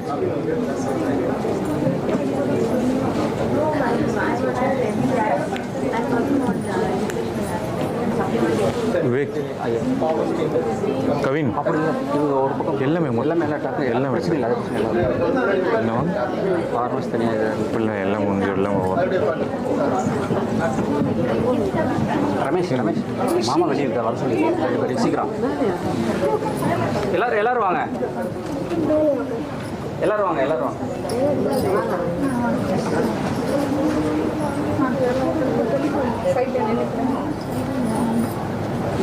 கொஞ்சம் இப்படி காசா நினைக்கும் இந்த பக்கம்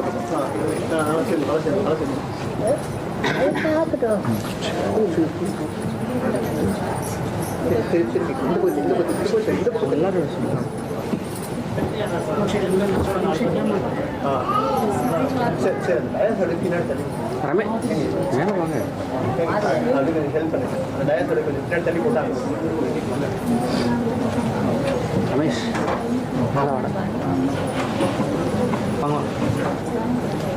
மேலே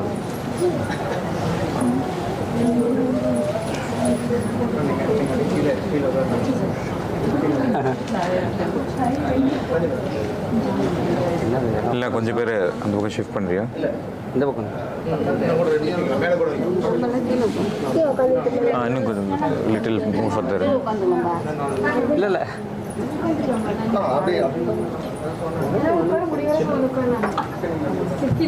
சின்னவங்க மட்டும் யாரெல்லாம் இளமையா இருக்குன்னு ஃபீல் பண்ணாலும்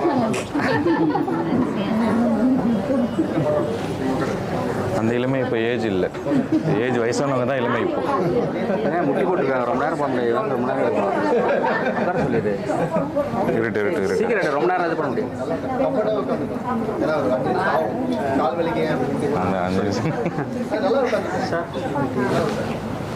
வேற யாராவது வெளியே இருக்காங்களா? ஒரு ராஜு சார், நடராஜன் சார்.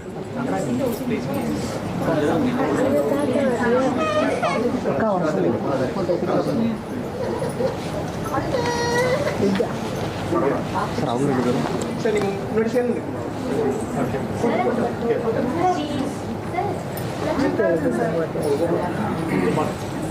இல்லை அங்கே கூட 2 சேர் போட்டலாம். வெற்றி, இங்கே ஒரு சேர் போட முடியுமா சாருக்கு? சார்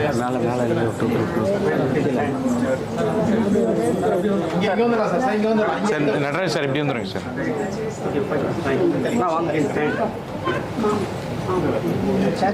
சைடில் நிற்க வச்சுருவாங்களா? ஏன் வர மாட்டேங்கிறாங்க? அவங்க சித்தப்பா சித்தப்பா ஸ்ரீராமண்ணா வாங்க.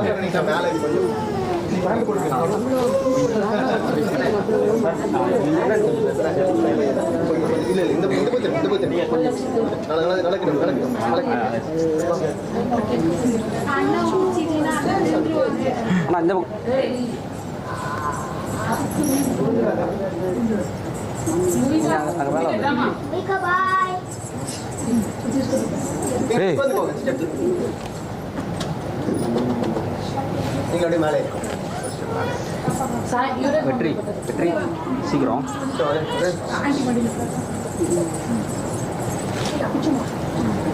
லஞ்ச் வச்சுட்டாங்களா?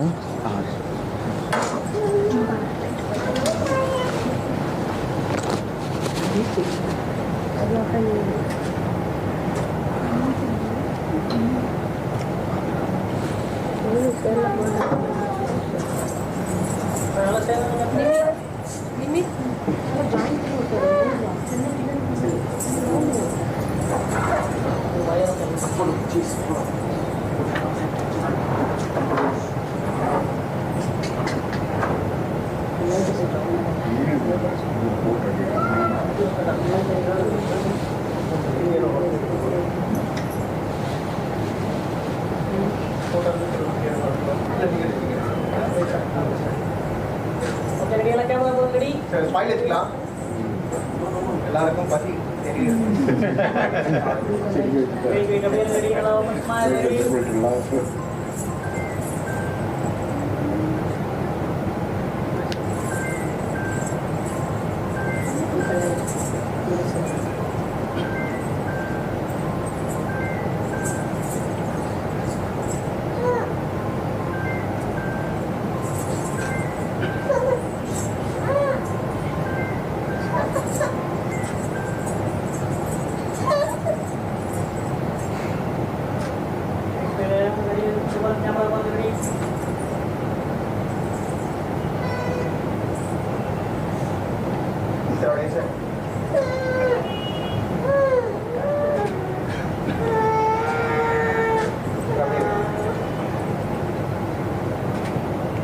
ஸ்மைல் வச்சுக்கலாம். Ready camera ready. நல்லா ஓபன் ஸ்மைல்.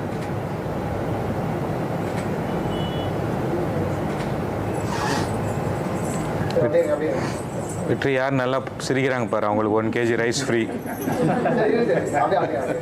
கொஞ்சம் சேஞ்ச் பண்ண வேண்டாம்.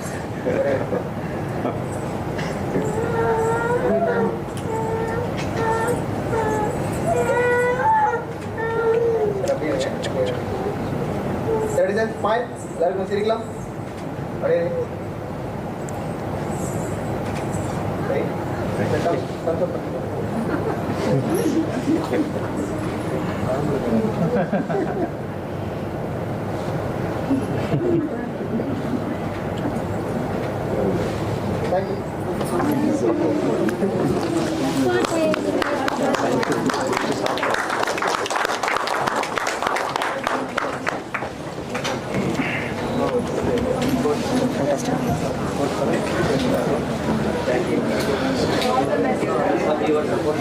చూసి పాతరం ఎత్తుకుంటా సరే மூவியில் சைன் போர்ட் வாங்கி முடிச்சிருக்கேன் டேரக்டர்.